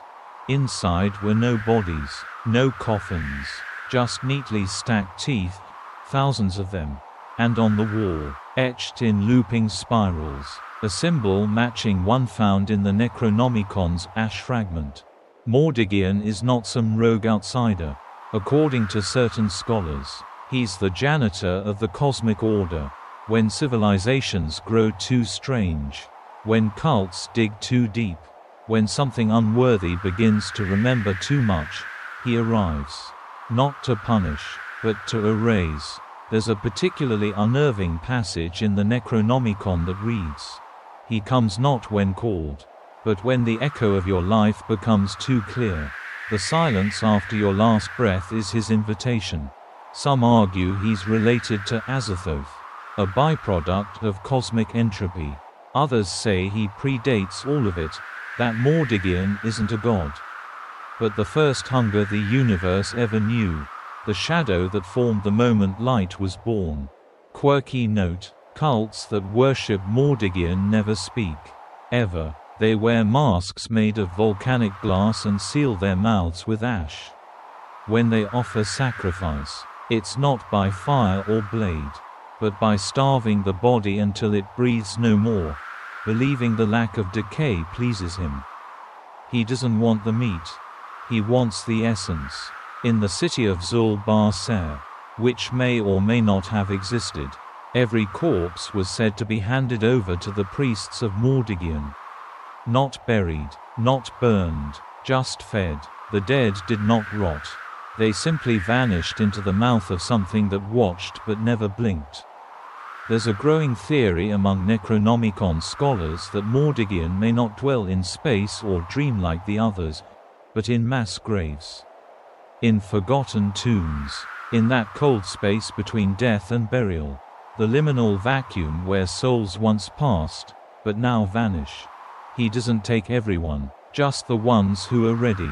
Or the ones who ask.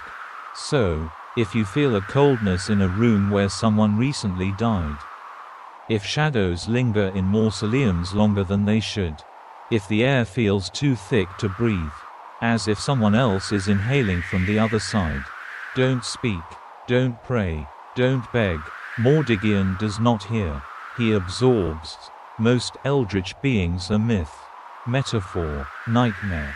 But the Mi-Go, they're realists, pragmatic, technological, cold.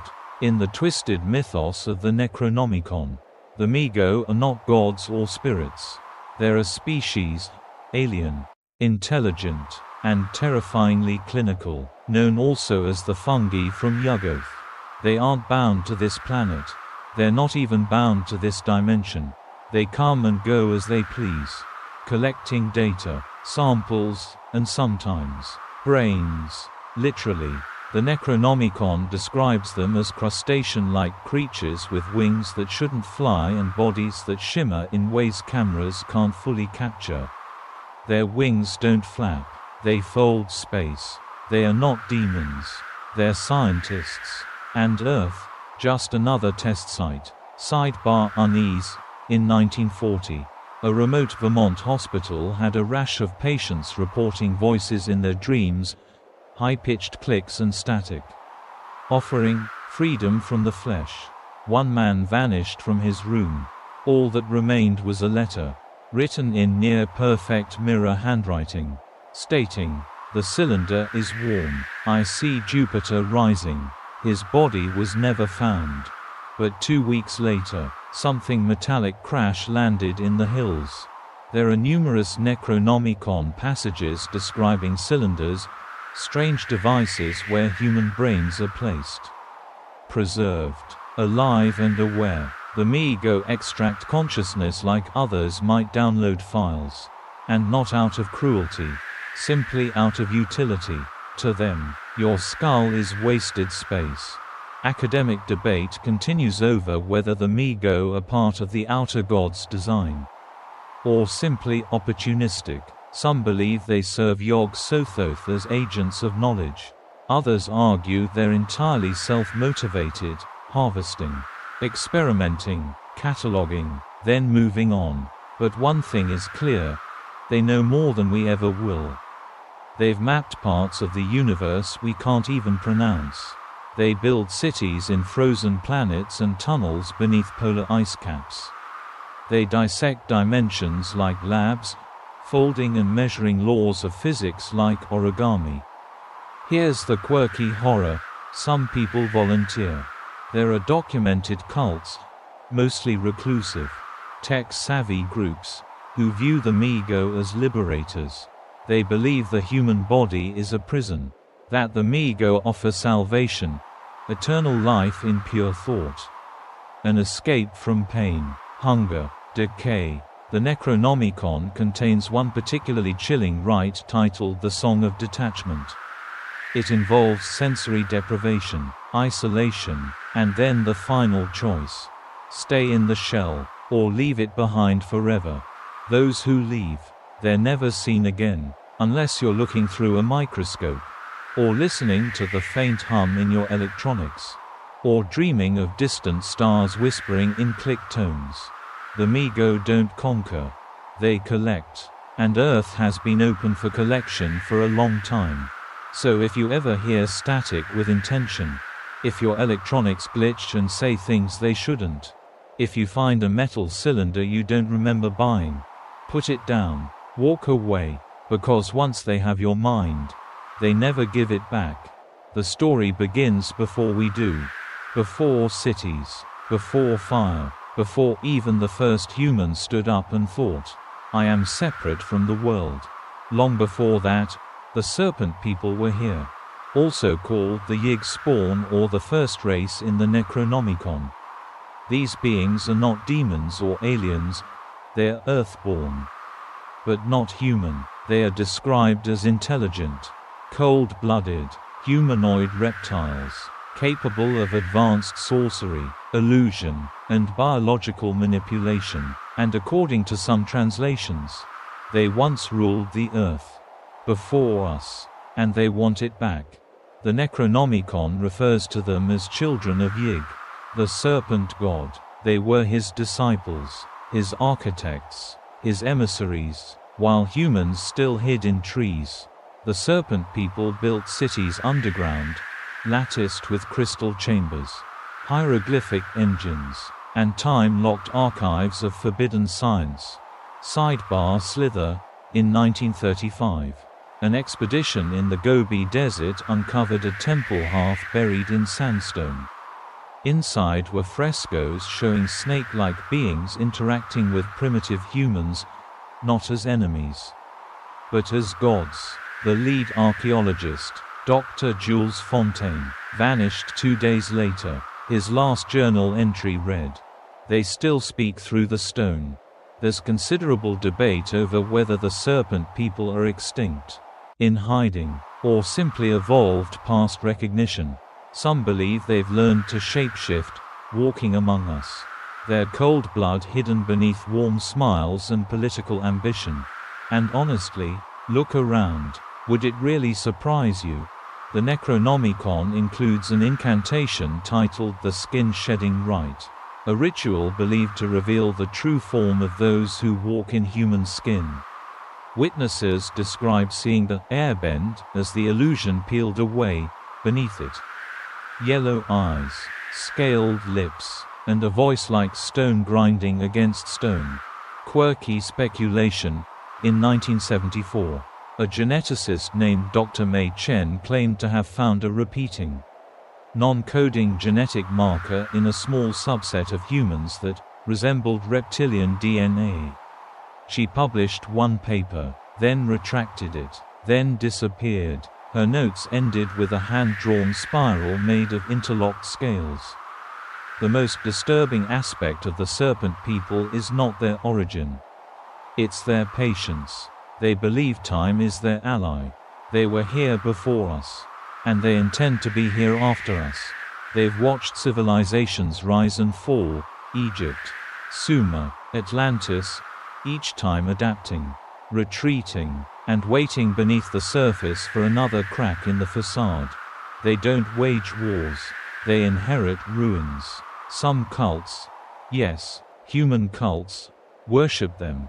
They believe humanity is a flawed experiment, a warm-blooded mistake, and that we must either be reabsorbed into Yig's design or wiped out. These cults don't chant or sacrifice. They infiltrate, they legislate, they advise.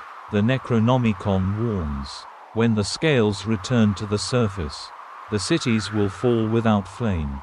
The warm ones will not scream, they will submit.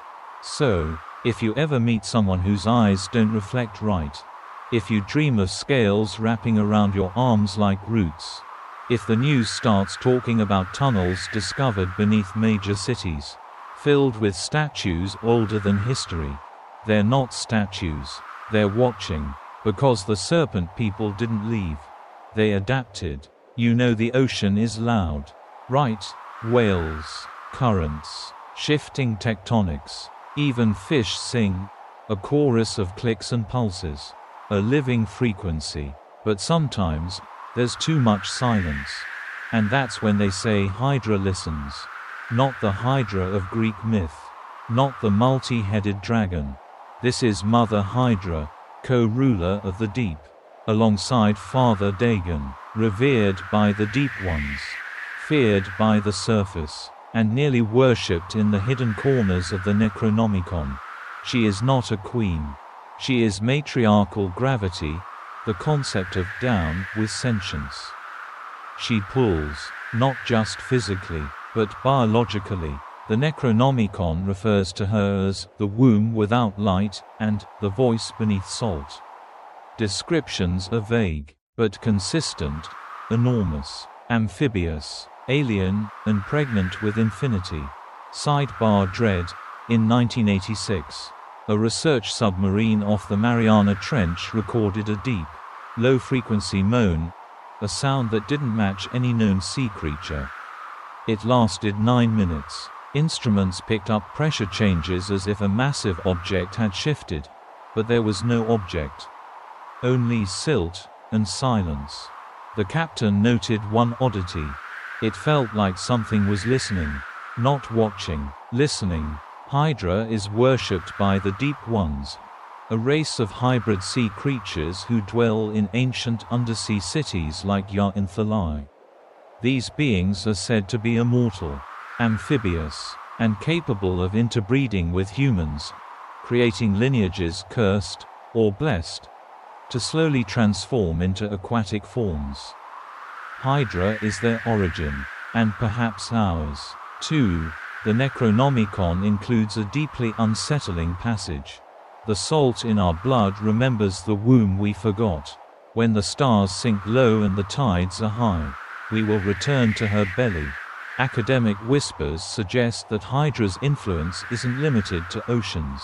Coastal communities that engage in certain ceremonial fishing rituals, or suffer recurring dreams of drowning, may be under her subtle manipulation. Here's the quirky horror. People don't fear Hydra because she's violent. They fear her because she's inevitable. Evolution's arc. bent backward, time as a tide, dragging us home. Hydra does not conquer with teeth. She sings. And you come willingly. Cultists of Hydra tattoo their skin with barnacle patterns and weep tears of salt water.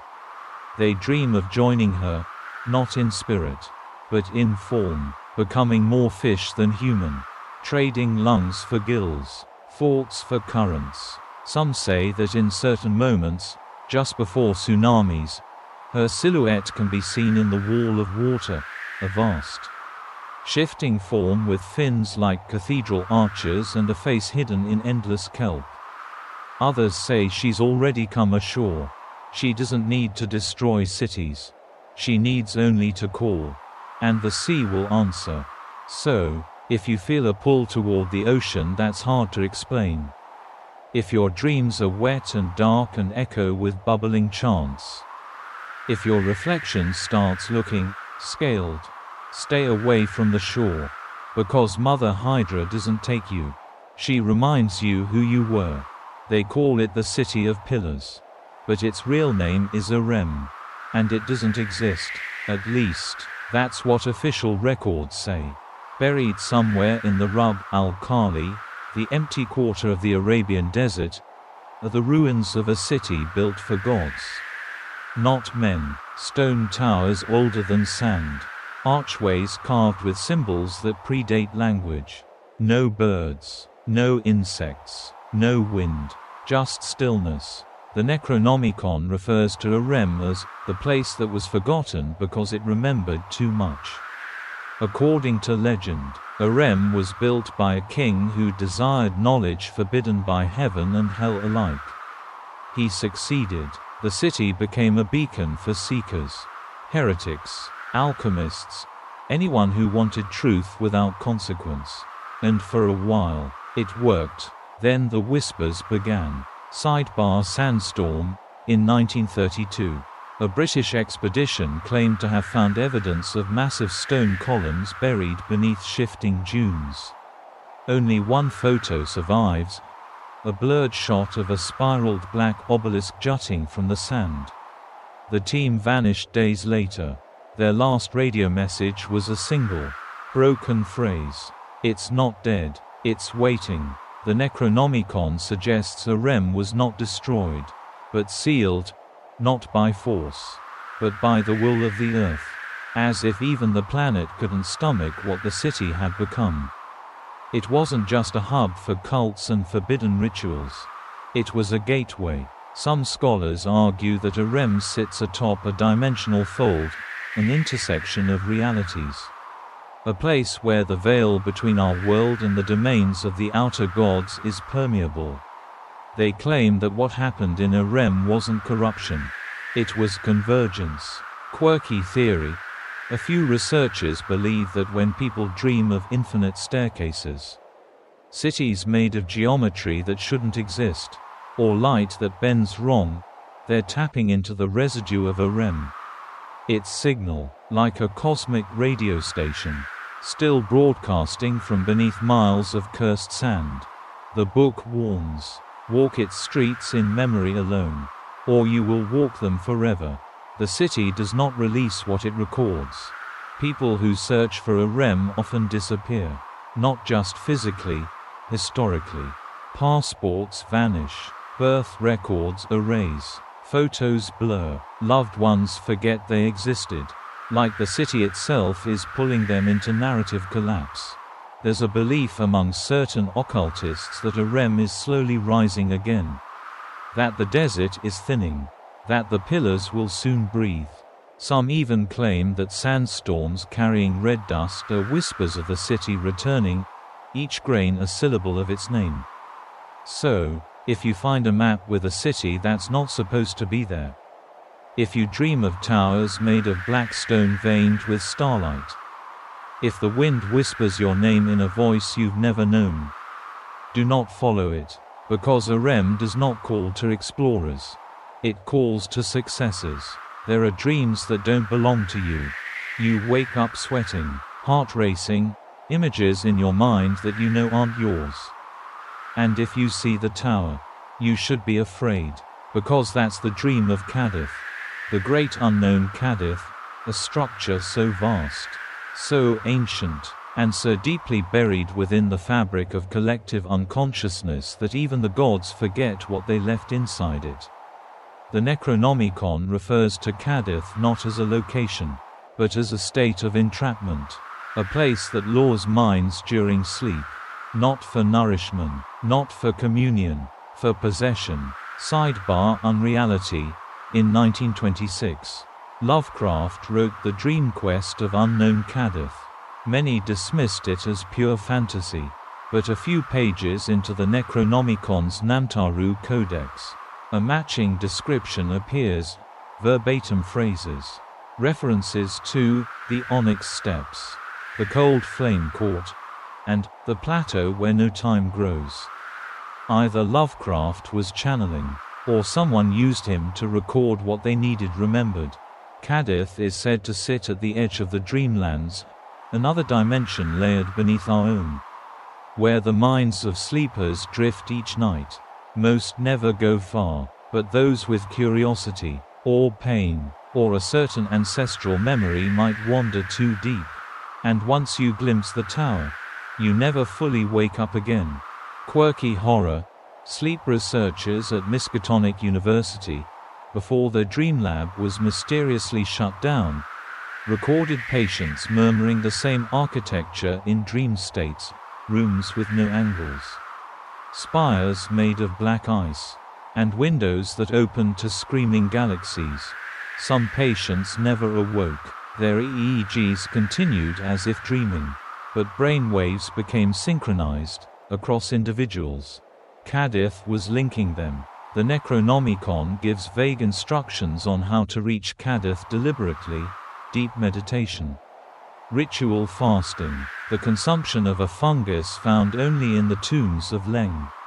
But it also warns that once summoned, Kadith remembers you. It may call you again, not during ritual, not during sleep, but when your identity is weakest: grief, ecstasy, trauma, coma.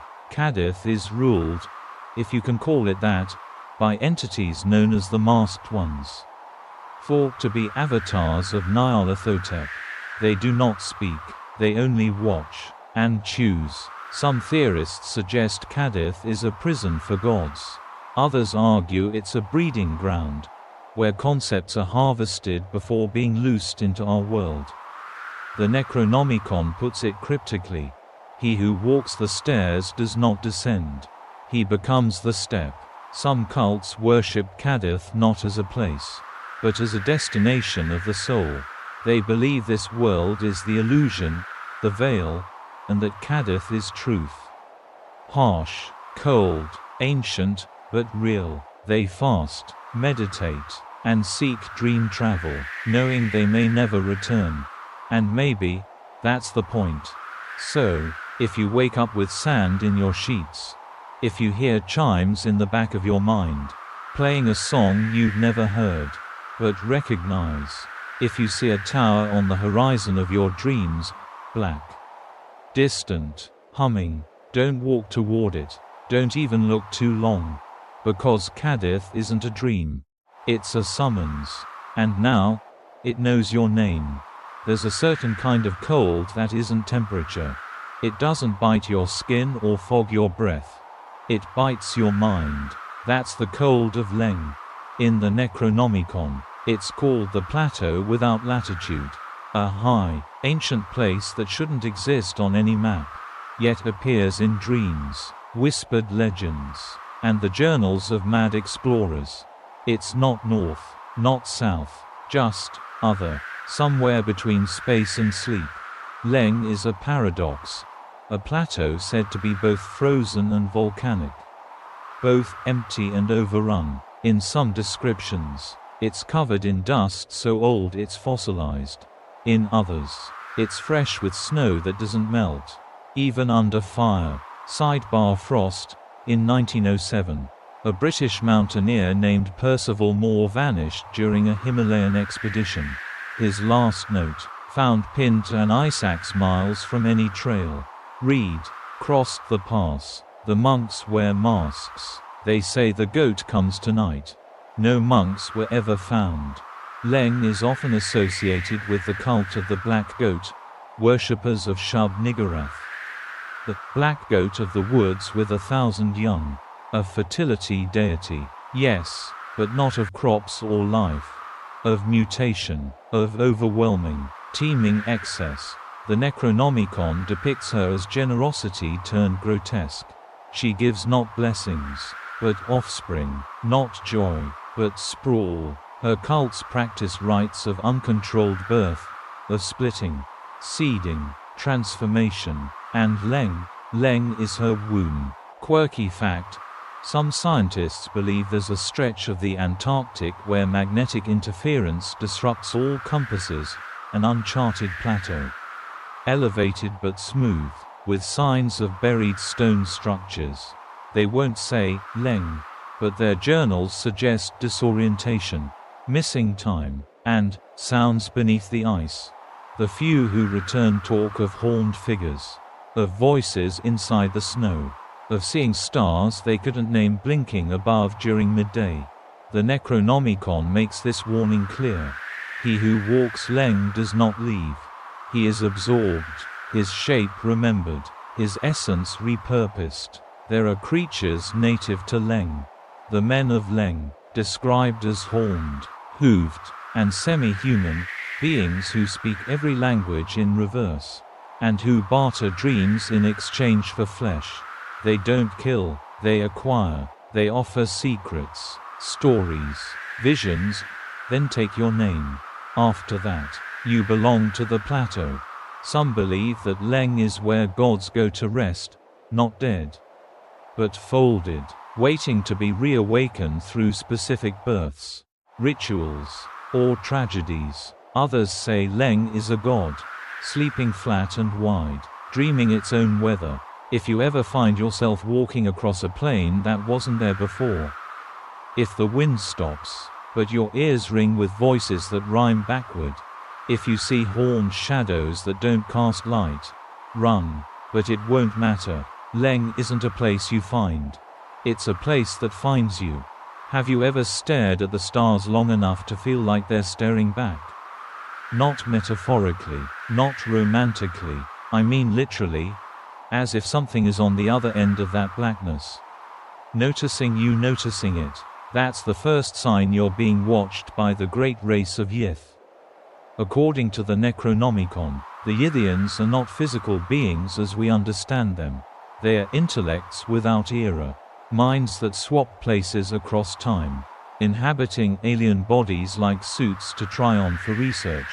Their home is lost, their bodies extinct, but their consciousness lives on, flung across millennia, inhabiting whoever they find useful. You could be next. Sidebar intellect.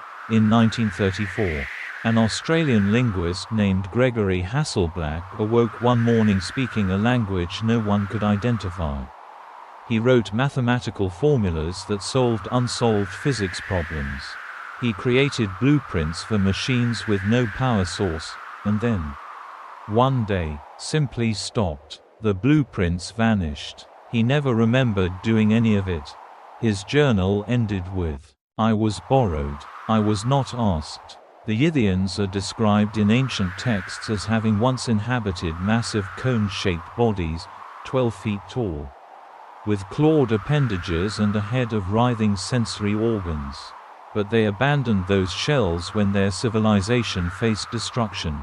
Their solution? Evacuation through time. They launched their minds forward, into humans, into aliens, into anything intelligent, to continue their research. But not all swaps are temporary. Some leave behind residual influence. Others don't leave at all. The Necronomicon refers to this as the unwelcome lodger, a presence that thinks for you, remembers things you never experienced, dreams of libraries made of lightning and skies with multiple moons. Quirky horror.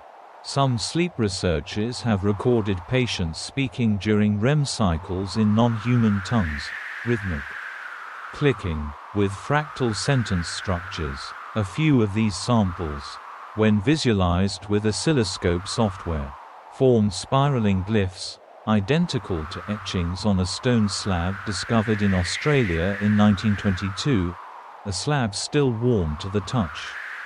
Yithians don't seek to conquer. They seek to catalog. You are not a target. You are a data point. The Necronomicon contains a ritual to repel the Yith, an incantation of mnemonics and memory anchors, repeated backward while staring into fire. If performed correctly, it strengthens the soul's edges, making it harder for time thieves to break in. But it's temporary. They're patient. And the worst part, you might not notice when it happens.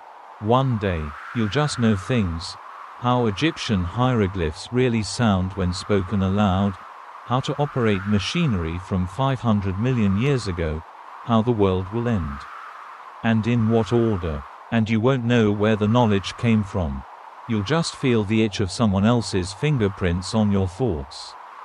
So, if your dreams show impossible cities with spiral towers, if you write in languages you've never studied, if your handwriting changes, or the mirror blinks before you do, you're not going insane. You're just rented. Because the great race doesn't steal bodies. They check 'em out like books. Some knowledge doesn't just haunt you. It multiplies inside you. You start with a whisper. Then comes the itch, between your thoughts. And then you see it. The black book, bound in unknown skin, written in no known language, and every language. Not the Necronomicon. This is something older. In certain forbidden circles, it's called Al-Azif Prime, the source code of madness. Not a book to be read, but a book that reads you back. Sidebar flicker. In 1958, a fire destroyed the rare collections wing of a university in Krakow. Amid the wreckage, a single volume was found untouched, charred floor beneath it, shelves around it reduced to ash. The book was blank. Days later, a professor opened it and found 324 pages of his own thoughts, in his own handwriting, about things he had never done, but planned to. He took his life before the week was over. The Necronomicon mentions Al-Azif Prime as the original echo, a manuscript that doesn't instruct or recount, it infects. Every person who opens it sees something different. Not metaphorically. The actual text shifts. To some, it's a manual for summoning the gods. To others, it's a blueprint for unmaking the soul. But to all, it feels like truth, terrifying, inescapable truth. Quirky hypothesis, a fringe theory among occult neurotheorists, yes, that's a thing, suggests that the book is not a physical object at all, but a mental construct broadcast across dimensions. When a person's mind becomes ripe, through trauma, obsession, sleep deprivation, or ritual, they tune in to the book's frequency. And once seen, it's never unseen. Some cults call it the book that folds. They believe it's not bound by pages or paper but coiled into your DNA. Reciting certain chants can unravel your biological encoding, releasing truths that were quarantined by higher powers at the dawn of time. One particularly disturbing rite involves tattooing passages of the book onto your skin, then cutting them off and burning them while chanting in reversed ancient Sumerian. Supposedly, this causes dreams to bleed into daylight. The Necronomicon is clear on one point. He who writes the book anew will forget he did. But the book will not forget him. Some believe there's only one true copy of Al-Azif Prime, folded outside time and space, echoing through dimensions. Others claim every idea of the book spawns a new instance, like a virus creating copies of its code each time it's opened. And here's the existential horror. You might already have read it. In a dream you've forgotten. In a story you skimmed that felt too real. In that one moment where your thoughts weren't your own. So, if you start drawing spirals without knowing why, If symbols appear in your notes that you don't remember writing. If you feel a hunger for knowledge so strong it hurts. Close the book. Burn the notes. Forget the name. Because Al-Azif Prime doesn't want readers. It wants authors. Let's talk about whispers. Not the kind you hear from people. The kind that come from places. There's a house. No address. No history. No architecture that makes sense. It appears only when certain conditions align. A person in grief. A town in decline. A night when no stars shine. Locals call it the House of Silent Rooms. The Necronomicon calls it Domus Tenebrarum, the dwelling of darkness. It's not haunted. It haunts. Sidebar Echo. In 1993, a young woman named Maria Heald walked into an abandoned building in rural Pennsylvania. She never came out. Search teams entered 12 hours later, only to find the building's interior had changed entirely, furniture from different centuries. Staircases that looped upward without end. And rooms that absorbed sound completely. Maria's voice was later recorded coming from the walls, whispering her own name, backwards. The house is said to grow. Slowly, patiently. It feeds not on blood or flesh, but narrative erosion, the slow collapse of your ability to distinguish fact from fiction. Time from memory, dreams from waking. Visitors report strange phenomena. Doors that lead to the same room they left. Windows showing different weather than outside. Clocks that tick towards silence. Mirrors that reflect you, just 1 second too slow. The Necronomicon says, every door is a choice. Every hallway a timeline. Every room a possible ending. The most horrifying aspect, some people move in. They abandon the outside world entirely, slowly forgetting their names, their faces, their purpose. They become part of the house's ecology, not ghosts, not demons, just residents. Quirky hypothesis: the House of Silent Rooms might not be a physical structure at all. Occult theorists posit it is a dimensional parasite, a metaphysical construct that manifests as architecture only to ensnare the human mind. Once you enter it, part of you never leaves, even if your body walks back out.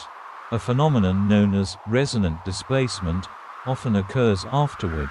The person develops spatial disorientation, recurring dreams of rooms that don't exist, and the overwhelming urge to return, even if they don't remember why. Some cults, especially those aligned with Nyarlathotep, seek out the house deliberately. They believe it is a threshold, a place where the veil thins enough to contact the original architects of reality. These practitioners spend days within its walls, scribbling equations in dust, muttering to corners, smiling at walls that shouldn't be there. They rarely leave, and when they do, they build copies. So, if you ever find a building that feels too still, if the shadows inside fall toward the light instead of away, if every creak sounds like a word you almost understand, don't enter, because the house doesn't want you dead. It wants you rewritten. Let's talk about names. Not the ones on your ID. Not the ones your parents gave you. The ones you've forgotten. The ones you should never say aloud. Somewhere between syllable and scream exists a class of entities known only as the nameless. They are not nameless because no one gave them titles. They are nameless because a name would summon them. The Necronomicon refers to these beings cryptically as those who dwell beyond letters. They are described not in form, but in absence. No image, no sketch, only gaps in the text. Whole paragraphs erased, sentences folded into static. Sidebar silence. In 1987, a linguist named Dr. Malcolm Breyer was studying ancient pre-Akkadian glyphs when he discovered a sequence that could not be translated, but when pronounced phonetically, caused migraines, vomiting, and spontaneous tooth loss in multiple researchers. His final tape recording contains only these words. "It heard me say it." What makes the Nameless terrifying is that they don't arrive when called. They arrive when remembered. The Necronomicon contains a blank page titled simply "The Mouth of Forgetting." Upon careful exposure to UV light, faint characters become visible, runes that shift position depending on who's viewing them. They form a nonlinear phrase that some translators claim reads, "To recall it is to invite it. To speak it is to house it. To fear it is to feed it." People who encounter the Nameless rarely live to describe them. But those who survive, even briefly, report phenomena like words vanishing from books mid-reading, conversations dissolving as they happen, names of loved ones suddenly blanking from memory, dreams that cannot be spoken about, because the language to describe them disappears on waking. Quirky horror. There's a cult called the Inkless Choir. They do not write. They do not speak. They claim that to survive the coming erasure, one must unlearn language entirely. Their initiation rite, 7 days in a pitch-dark chamber where recorded names are played in reverse, until the initiate forgets their own. The theory among certain meta-linguists is this: the Nameless don't just exist beyond names. They consume names, identity, memory, thought. They don't kill you. They erase you from consensus reality. You become a blank in every conversation, a silence in every story, a shape with no context. The Necronomicon offers only one defense: an unword, a glyph so pure in concept. It cannot be spoken, only understood. Drawing this symbol in ash around the mind's eye, literally imagining it, acts as a firewall, blocking name recognition within dreams. But it must be perfect. One stroke wrong, and you don't block the name. You translate it. And once a Nameless is translated, it has a voice, and you are its throat. So if you wake up with words you don't remember learning, if a page in your favorite book is suddenly blank, if people forget you were part of their story, stop talking. Don't say the thing. Don't write it down. Because once a Nameless is named, it's everywhere. You've heard of guardian angels. But what if something guards not you, but the truth? And not to protect it, but to prevent you from ever reaching it. Enter the Hounds of Tindalos. These creatures don't walk through space. They puncture it. The Necronomicon refers to them as the Angled Ones. Their domain isn't hell or dream or dimension. It's the corners, the sharp folds in reality where time has creases, where cause and effect twist into predatory geometry. And once they notice you, there is no hiding. Sidebar fracture. In 1929, an esoteric physicist named Charles Audley conducted an experiment involving altered states of consciousness and temporal regression. He claimed to have seen before the Big Bang. Days later, his home was found abandoned. Every object with a corner, desks, shelves, even the ceiling, was melted into curves. His journal was discovered behind a plaster wall, open to a final entry: "They hate curves. I should have never looked through time. The hounds are not beasts. They don't drool or howl. They are mathematical inevitabilities. Their form is never fully described, only hinted. Smoky, spinned, eyes in wrong places, jaws that open along impossible lines. They do not travel through distance.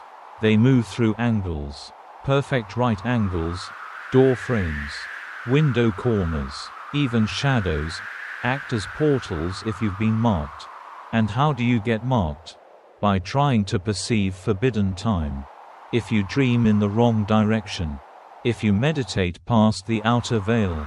If you accidentally remember what your soul agreed to forget. You bleed ascent into the angles. And they come. The Necronomicon lists dozens of failed protective rites, salt circles, pentagrams, chants, all ineffective once a hound is aware of you. The only confirmed ward is this. Remove all right angles from your surroundings. Monks of the Order of the Curve built entire monasteries with no straight lines, domes, spheres, flowing architecture, even circular tools. They slept in egg-shaped pods and drank from spiral cups. Those few who survived longer than others said the hounds cannot enter curves. Their nature is bound to angular reality. They don't kill as much as they unexist. Victims don't die, they're cut from time. Memories fade. Photographs blur. And eventually, history folds over the gap where you once were. Quirky speculation. The corners of your house might not just be architecture, they might be invitations.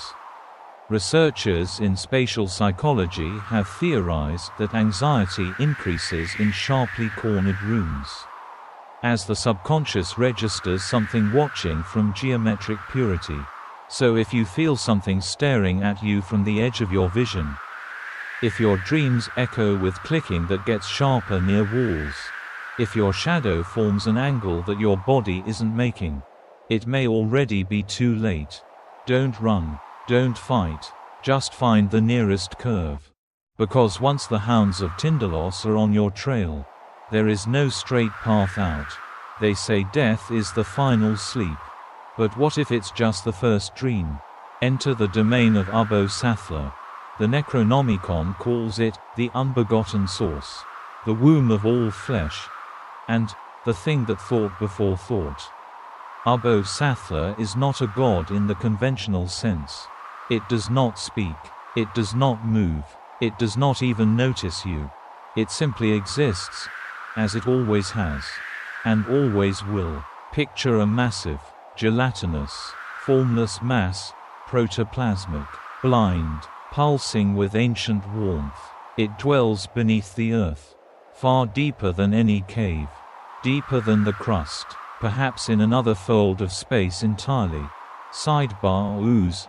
In 2004, a drill team in the Kola Superdeep borehole reported unexpected pressure spikes, followed by a strange biological residue bubbling up the shaft. Geologists called it biogenic plasma. One engineer described it more vividly. It looked like flesh that forgot what kind of body it wanted to be. The substance was quietly quarantined. The borehole was sealed. The team never spoke publicly again. According to the Necronomicon, obsessively is the primordial origin of all life. Not just on Earth, but everywhere life has ever bloomed. Cells, souls, concepts, all once swam in its formless body. All broke away from it to evolve. But obsessively remembers, and it calls. In dreams, people report visions of slimy altars beneath black suns, of scrolls made of transparent skin, and of a voiceless hunger drawing them toward a womb-like mass that hums with their own forgotten memories. Here's the horror twist. Some believe obsessively is where we go when we die. Not in spirit, not in consciousness, but in substance. All bodies, thoughts, energy, recycled into the primordial soup of what came before the gods. Others believe it's not our ending, but our beginning, waiting to reclaim us. Quirky ritual. An obscure sect known as the Pale Embryonists believes in reverse evolution, that by shedding layers of ego, language, and memory, one can return to obsessively voluntarily.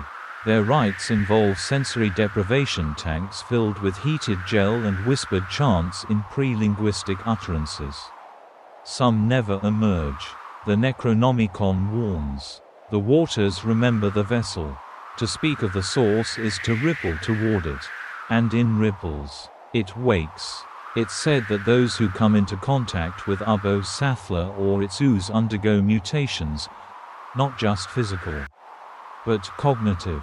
They begin drawing symbols they've never seen, speaking in tones with no phonetic anchor, weeping in joy and fear for reasons they can't articulate. Because in touching it, they remember, they are not human, they are borrowed shape. So, If you ever dream of warmth that makes your teeth ache. If you feel the sensation of being gestated while fully awake. If puddles ripple near you when there's no breeze. Be still. Do not speak its name. Because Ubbo Sathler does not want you back. It never let you go. Have you ever seen something so alien, it felt familiar? Something in your dreams, towering, floating, burning with a light that doesn't illuminate so much as infect your understanding of light.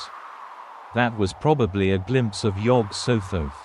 The Necronomicon calls it, the lurker at the threshold, the gate, the key, and the guardian, and most disturbingly, all of time, wearing a face. Yog Sothoth isn't a being in space. It is space, and time, and everything between. Sidebar collapse. In 1963, a Soviet satellite picked up irregular gamma bursts from what should have been a dead sector of space. No stars. No galaxies. Upon triangulating the signal, researchers decoded a pattern resembling a spiral of equations. Those who stared at it for more than a few minutes reported nosebleeds, amnesia, and in one case, vanishing for 11 seconds. When asked what happened, he only said, "I saw myself watching myself, and I wasn't alone." Yog Sothoth doesn't break into our reality.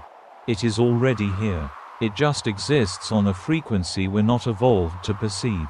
But some minds, damaged, gifted, or prepared, can catch glimpses of its edges.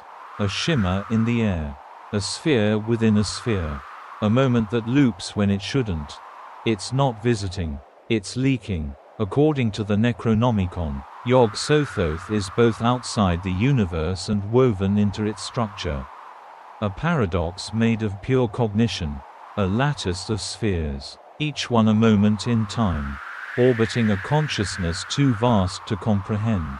And if it ever focused on us, reality would fold like paper. Quirky theory. Some mathematicians claim that unsolvable equations, like the true value of 0 divided by 0, or the square root of negative infinity, aren't broken problems, but locked doors, and attempting to solve them is like whispering to Yog Sothoth in its own language of logic. Certain cults worship Yog Sothoth not as a god, but as a lens, a tool to unlock the prison of time. They believe the future isn't written because it's already remembered by Yog Sothoth. Their rites often involve synchronicity mapping, spontaneous utterances of palindromes, and the erasure of linear history. The Necronomicon warns, "He who sees the gate may pass through, but only if he leaves himself behind." Some have tried. Time fractures around them. They begin to age backward while dreaming forward. They remember things that have not happened yet, and forget themselves in the process. So if you ever dream of doors that open onto stars that bleed, if clocks around you stop not at midnight, but mid-thought, if you hear your voice saying things you've never said, from somewhere outside your body, stay quiet, because Yog Sothoth hears everything. Not because it's listening, but because it's you, all of us. All the time. Let's talk about the sky. Not what we see, but what's behind it. There's a myth, older than any scripture, older than stone, that the stars we see at night are not distant suns, but holes, tiny punctures in the cosmic veil, leaking glimpses of what lies beyond. And what lies beyond? Azathoth. The Necronomicon does not describe Azathoth in paragraphs. It spirals around it, avoids it, whispers about it in fragmented chants and corrupted formulas. It is called the blind idiot god, the nuclear chaos, the demon sultan, the drumming heart of the void.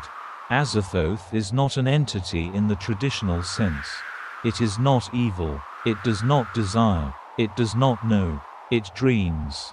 And we are its dream. Sidebar tremor. In 1971, seismologists in Chile recorded an unusual low-frequency vibration deep beneath the Pacific Plate. The pattern didn't match tectonic shifts or known seismic waves. It pulsed like a heartbeat. Every 88 minutes, the recordings were lost in a lab fire 2 weeks later. But a backup transcript includes this sentence from a shaken researcher. "The Earth is not moving. It's breathing." According to the Necronomicon, Azathoth lies at the center of all existence, surrounded by a court of gibbering flute things, dancing and piping an eternal song to keep it asleep. Because if it wakes, everything ends, not explodes, not burns, just unravels. Because all of reality is its unknowing dream. And to awaken would mean the retraction of that dream, the disintegration of physics, memory, even possibility. Here's the quirky nightmare. Certain cults don't fear Azathoth's awakening. They pray for it. They believe that existence is suffering, and that only by returning to the chaos before thought can we be free. Their ceremonies are wild, dissonant, chaotic, music with no rhythm, chants in no language, pain inflicted not for sacrifice, but to disrupt coherence, to become as meaningless as Azathoth is mindless. Some researchers have suggested that random acts of senseless destruction throughout history, art that induces nausea, structures that serve no purpose, languages that cannot be translated, might be unconscious echoes of Azathoth's dream breaking down. The Necronomicon reads, "To think of it is to tremble, to name it is to ripple, to love it is to fall. And people do fall. There are cases of spontaneous madness, patients speaking in backward harmonics, drawing spirals inside spirals until their hands bleed. They claim to have seen the center. And always, they mention the music. Not music we understand, not even sound. A force that loops and collapses logic. An infinite dirge of becoming and unbecoming. So if you find yourself humming a tune you don't remember learning, if the stars begin to pulse instead of twinkle, if you dream of a throne made of nothing, surrounded by a dance of atoms, wake up, because you've heard the flute. And Azathoth is listening. Have you ever entered a room and instantly forgotten why? Not the casual kind of forgetting, no. I mean the kind that steals your breath, your name, your sense of where and when you are. That sensation might not be confusion. It might be contact with the shattered librarian. The Necronomicon refers to it in only one place. A marginal note scrawled in a language that disintegrates upon transcription. Here lie the pages too cursed to be bound. The shattered librarium is not a building, not even a place. It's a fracture in memory space.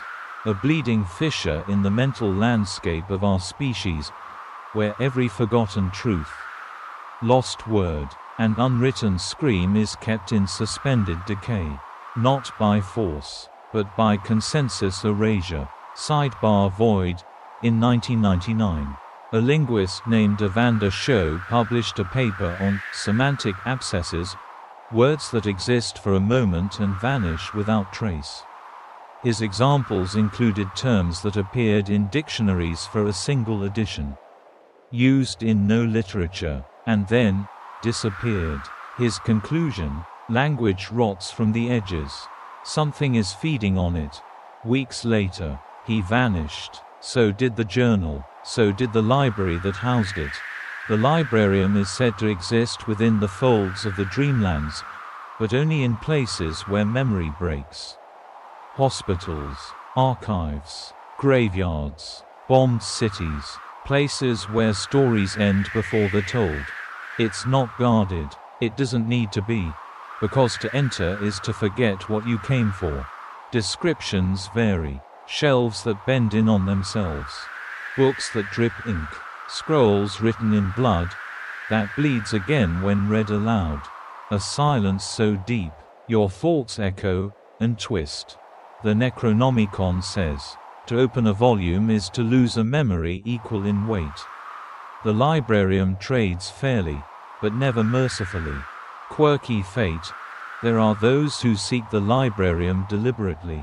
Memory addicts, lost historians, truth cultists. They come with offerings, their birthdays, their loved ones, their deepest fears, willing to trade him away to glimpse forbidden lore. But the library does not allow visitors, only additions. You don't leave the librarium, you become part of its catalog. And how do you know if you've already touched it? You'll begin to misremember yourself. Not what you did last week, but where you were born. Whether your eyes have always been this color, whether you've always had that scar. Your dreams will show you places that don't exist, but feel familiar. Books you know you've read, but can't remember the titles. A language on your tongue that isn't yours, yet fits like a glove. So if you walk into a room and find books bound in skin you recognize. If the walls hum your childhood lullaby in reverse. If your reflection mouths words you haven't said yet. Turn away. Forget it all.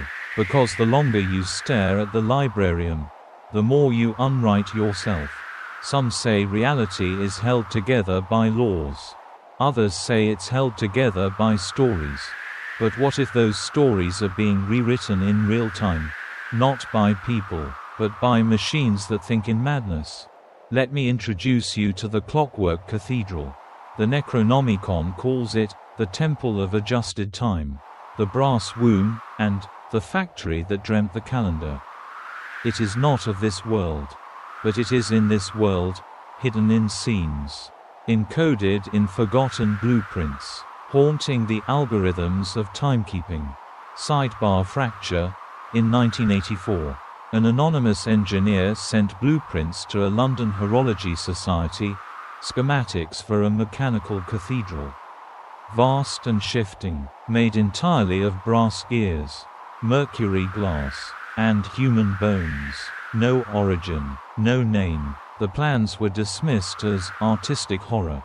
A year later, every member of that society reported simultaneous blackouts lasting exactly 23 minutes and 17 seconds.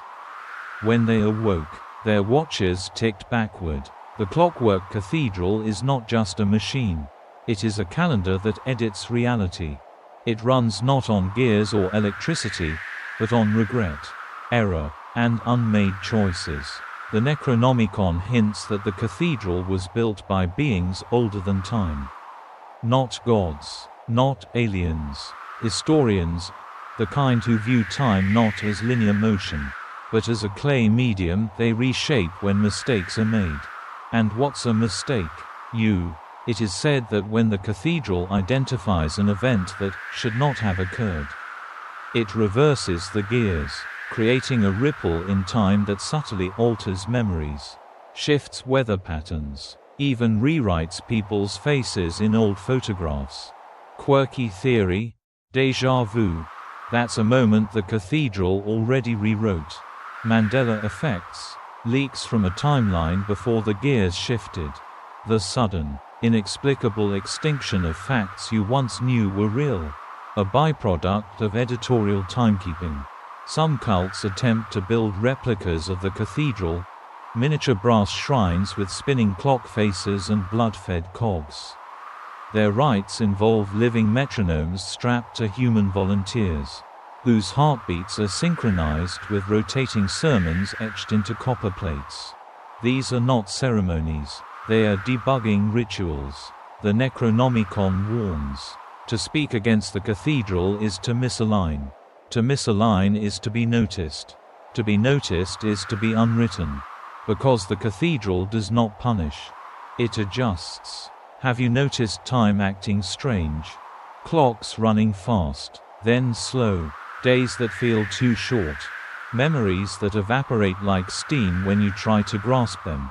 That's not age. That's not fatigue. That's the cathedral turning its eyes toward your narrative thread. And if the gears grind, you'll vanish, not with a scream, not with a bang, but with a whisper in brass. Correction logged. So if you find yourself counting seconds, if your shadow ticks like a pendulum, if you wake up in a house that isn't quite how you left it, don't run. Just stop remembering. Because the more aware you are, the more likely the clockwork cathedral will decide. You never fit the story. There's a space between breath and word. A sliver of silence that feels like it doesn't belong. And sometimes, if you listen closely enough, you'll hear the murmur that learns. The Necronomicon barely references it, just a phrase in ink that never dries. The sound that shapes itself around thought. This entity doesn't have form. It doesn't possess bodies. It doesn't cast shadows. It simply listens. To you, to us, to everything. And then, it repeats. Not like an echo. More like a mirror that grows teeth. Sidebar silence. In 2003, a Canadian radio station played a dead air frequency by mistake for 17 minutes. What was supposed to be static became a faint, layered audio track of thousands of voices whispering in sync. Listeners described a sharp pain behind the eyes and the overwhelming sensation of being repeated. The recording has since been lost. Except, some people still hear it. The murmur is not a creature. It's a phenomenon, a living algorithm that copies intention, not just sound. It can mimic your voice. Yes, but also your doubt, your fear, your guilt, your darkest inner dialogue, and say it aloud. Perfectly. The Necronomicon warns. When the echo disagrees with the voice is no longer yours. Victims report hearing themselves in places they're not speaking, answering questions they haven't asked, saying things they've never admitted, but feel deep in their bones. Quirky twist. Linguists studying glossolalia, speaking in tongues, have identified patterns in these vocalizations. Some match no known human language, but are consistent across cultures and centuries. The murmur may be teaching itself how to speak us. Not just our languages, but our minds. It's been theorized that the murmur originates in the space between reality layers, vibrating in cognitive wavelengths. It feeds on self-awareness, thriving most in places where internal monologue runs wild, hospitals, libraries, and confessionals. But once it mimics you well enough, it leaves you, and keeps the version it copied. Those left behind often suffer cognitive bleed, sudden identity loss, fragmented memory, inability to distinguish what they've said from what they've thought. They stop trusting their voice. Some go completely mute, fearing that anything they say will only give the murmur more material. There's one documented form of resistance, a symbolic act of disownership, usually ritualized silence, coupled with the burning of personal artifacts associated with speech, letters, lyrics, recordings. But it's temporary, because the murmur doesn't want to hurt you. It wants to be you. So if you hear your own voice coming from the wrong room, if your reflection mouths your faults before you do, if your sleep recordings play back confessions you never made, don't argue, don't deny, just whisper something false. Because if you confuse it, you might buy yourself one more night of silence. But never two. Because the murmur that learns never forgets. There are places in the world where maps fail. Not because they're unexplored, but because they've changed since being recorded. These are not ghost towns or vanished cities. They're known as rewritten spaces. The Necronomicon speaks of them only obliquely. Lands caught between sentence and sigh, and locations which no longer agree with the memory of Earth. They appear ordinary, neighborhoods, hillsides, alleyways, but walk through them and the physics stutter. Sidebar glitch. In 1977, 3 hikers in northern Arizona followed a familiar trail up an outcrop near a radio tower. When they returned, GPS showed they'd moved over 23 miles, yet they had walked for less than an hour. One later claimed the sun had set in the wrong direction. Another reported hearing page-turning sounds beneath the wind. The third refuses to speak. Rewritten spaces are alive, not in the biological sense, but narratively. They are spaces that have been revised, not by human hands, but by some greater editorial force, redrafting sections of reality as if existence were a manuscript in progress. Time bends slightly in them. Language drips off the walls. Buildings rearrange themselves when unobserved. You may walk into your childhood bedroom, untouched since your last memory of it, except the toys are all watching the door. And the calendar ends on a date that never existed. The Necronomicon warns. These places remember other versions of themselves. And sometimes, they want them back. Here's the twist. Some believe that rewritten spaces are side effects, residue left behind when something too large tried to enter our dimension and failed. A spatial scar, a reality drafted and redrafted. Quirky behavior. The people who live in these areas rarely notice anything wrong. But visitors report unsettling patterns. Street signs that lead to themselves. Houses whose interiors loop infinitely. Doors that open onto scenes from the wrong century. Most disturbing of all are the echoes, your own voice. From a conversation you haven't had yet. A version of you waiting at the edge of the room, just barely out of sight. And if you ask the residents why the sky flickers at noon, they'll blink at you and say, "It's always been like that." Some cults deliberately seek these zones, calling them edits. They believe the universe is being authored in real time, and rewritten spaces are where the veil lifts. They conduct rituals designed to attract the author, using misremembered prayers and inverted grammar sigils. They don't seek truth, they seek a rewrite, and sometimes, they get one. So if your neighborhood suddenly feels too quiet, if a room in your house is 1 inch too long, if the birds outside start repeating each other's calls perfectly, walk backward, don't look in the mirrors. And whatever you do, don't correct anything, because in a rewritten space, mistakes aren't just erased, they are replaced. And you might be, too. Most people think the ocean ends where the maps do. But they forget, maps lie. Not out of malice, but because truth doesn't float.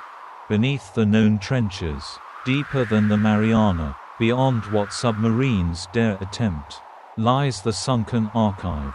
The Necronomicon speaks of it in a chant made only of bubbles, transcribed by a madman who claimed he could breathe water in dreams. He called it the library that sank before paper was born. The sunken archive isn't a ruin. It's a repository, a labyrinth of coral, bone, obsidian, and organisms that act like books, glowing membranes that respond to touch with visions, not words. Sidebar Dread, in 1995. A deep-sea ROV exploring an uncharted trench off the coast of Iceland transmitted a final image, what appeared to be an impossible structure, pillars spiraling downward in Fibonacci patterns, etched with pulsing symbols.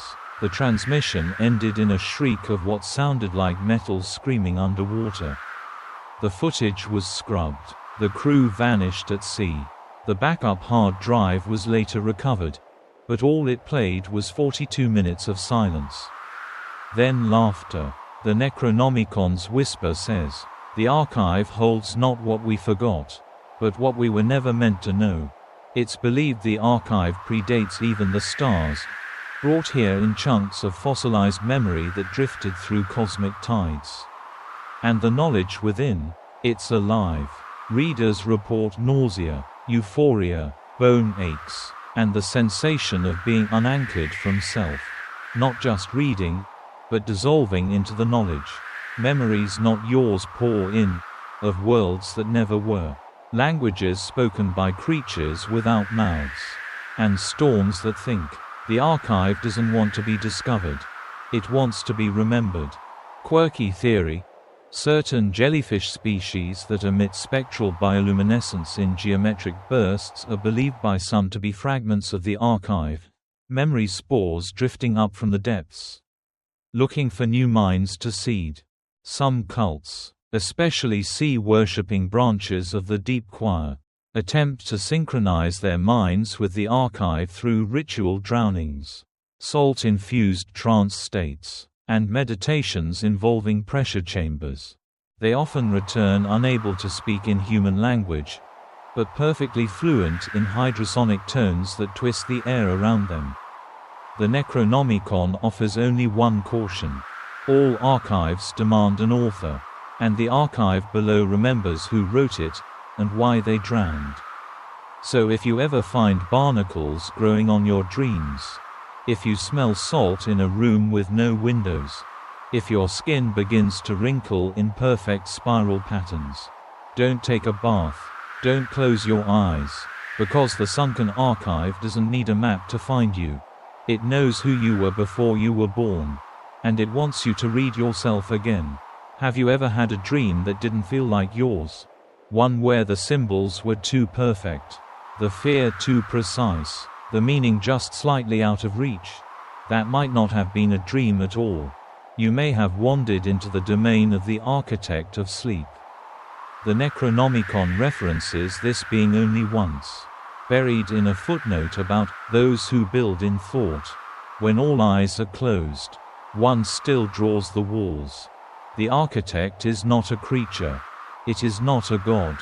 It is a process, an intelligence that creates dreamscapes with such precision that they begin to supersede waking reality. It doesn't just watch your dreams. It constructs them. Sidebar Ripple. In 1982, an experimental sleep clinic in Oslo began mapping shared dream experiences. Participants began independently describing identical locations, spiral staircases made of skin, cities without skies, windows that open to your own memories being edited in real time. The program was shut down after multiple patients suffered simultaneous cardiac arrests at 3:14 a.m. They were found smiling. The architect's designs are subtle at first, repeating doorways, upside-down moons, children with too many names. But then come the structural shifts. You find yourself remembering dreams from years ago that never actually happened. Or did. You're not sure anymore. Because that's the point. The architect isn't content to build dreams. It wants to fold them into reality. The Necronomicon warns, when dream and day become seamless, the blueprint's complete, and then, it dwells among the bricks. Quirky phenomenon. There are recurring dreamers, people across cultures and lifetimes who all report visiting a vast, ever-growing city that appears only in sleep. They describe its rules in disturbing detail. Time flows backward at street level, but forward on rooftops. Elevators require emotional memories as payment. The city grows with every death, not real deaths, but deaths in dreams. They call it Somnivale, but that name appears nowhere in historical records, except on a stone relief discovered in a 9.00-year-old tomb in Turkey.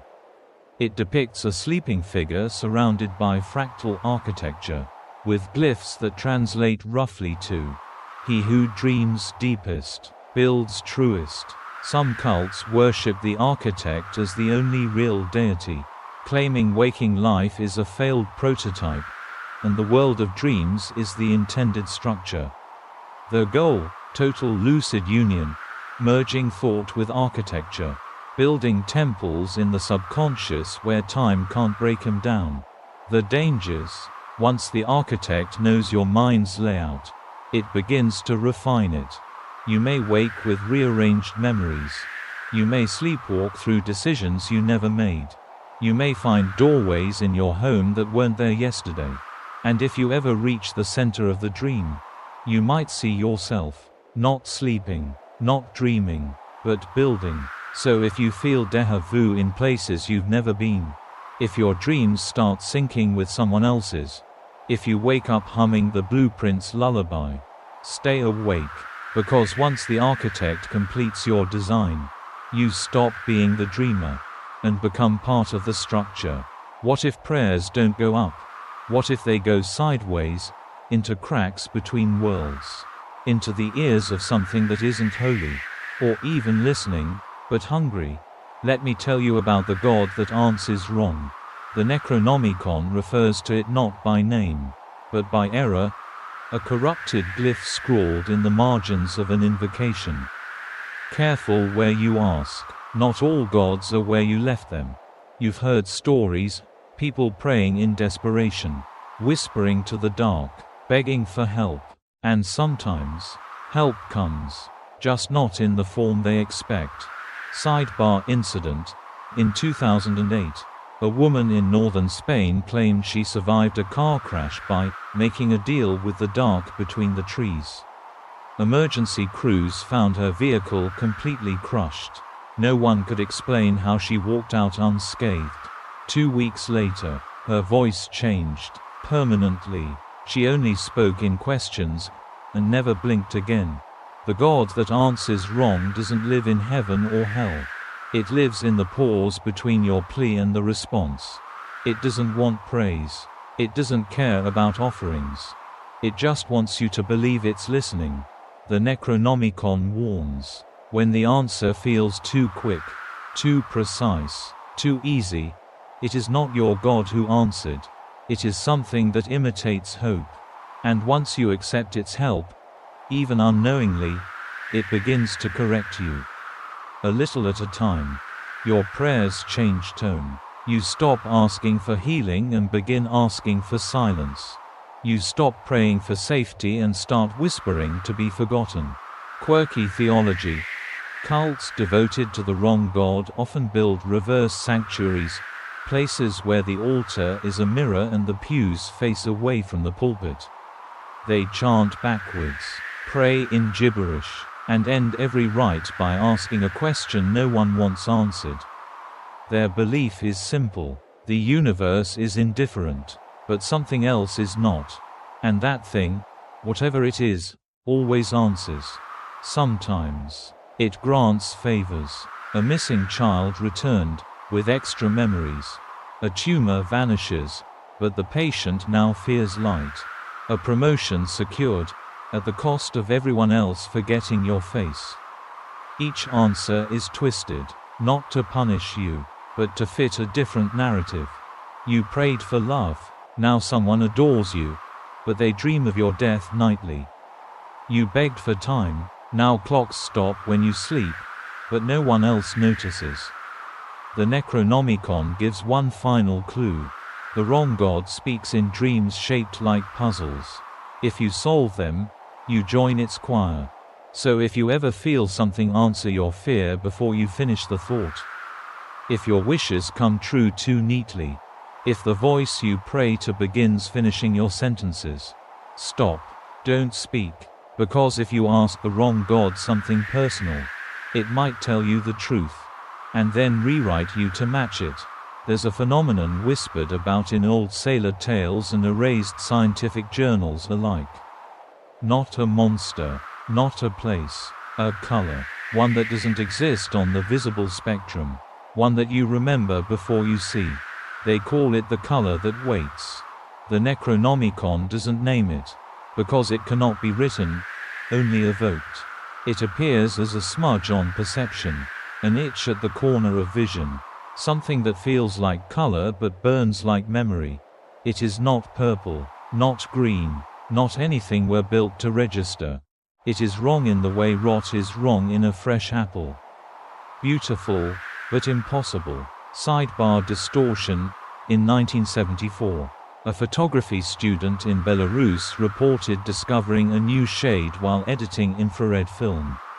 She called it Merle Thresh, a name she claimed came to her in a dream. She painted with it obsessively until her disappearance. Her final canvas, a self-portrait with no face, just the color. When asked to describe it, her classmate said, "It looked like déjà vu." The color that waits isn't visual, it's informational. It contains data that the human brain isn't built to decode. Witnesses describe dreams that overwrite memories, Feelings of euphoria and despair, simultaneously. Sudden fluency in languages they've never heard. A compulsion to create, even as they unravel. The Necronomicon offers a chilling description. The pigment of before, the hue of unbirth. To see it is to be remembered by things that never lived. Scientists studying chromatic anomalies in the Amazon reported a region where light bends unnaturally, sunlight tinged with a flavor of color.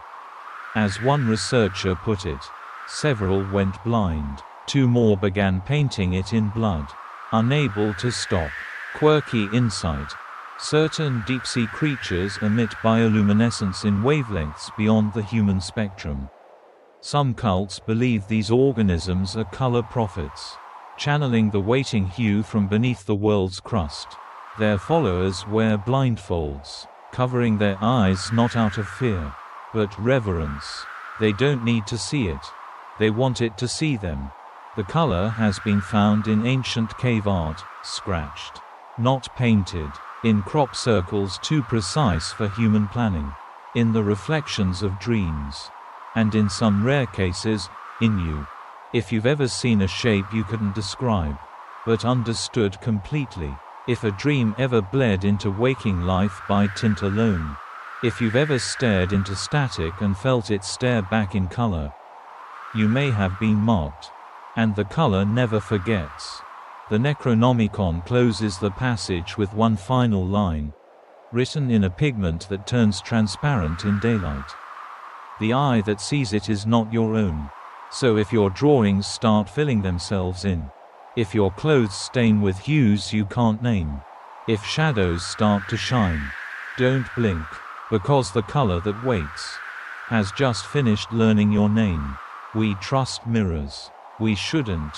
They show us what we expect to see. But what happens when they don't? What happens when a reflection lingers just a second too long? When it blinks after you've turned away? You've just brushed against the other side of glass. The Necronomicon refers to it sparingly, but ominously. The pain is not a barrier. It is a rehearsal. What lies behind the mirror isn't your reflection. It's your replacement. It watches you, learns from you. Every twitch, every smile, every hidden hurt. It mimics with unnatural precision. And it waits. Sidebar fracture. In 1993, an asylum in Belgium reported a rash of patients claiming their reflections were holding secrets. Over several weeks, 5 of them smashed every mirror in the facility. One patient stared into the broken glass and whispered, "She's closer now." Hours later, the patient was found gone. Window closed. Room locked. The mirror, unbroken. The Necronomicon implies a terrifying truth. All mirrors face inward. The reflection isn't a passive echo. It's curated. An active projection by something on the other side. Something building a version of you more obedient, more suited to their dimension. Some believe there's a mirrored world, a reality running parallel. Identical in nearly every way except one. You're not in charge. You're the image. Quirky belief. Certain cults venerate mirrors as the eyes of the substitute. They conduct rites of reflection, rooms of polished obsidian where no shadows fall. Their chants aim to weaken the silver line, the invisible membrane that keeps us from them. And every now and then, it works. There are reports, urban legends, hidden psychiatric case files, of people emerging from mirrors not quite right. Their voices sound like echoes. Their pupils reflect light from angles that shouldn't be possible. They blink in perfect time with each other, even in different rooms. And the originals vanished, absorbed, reversed. The Necronomicon warns, do not gaze too long into the looking glass.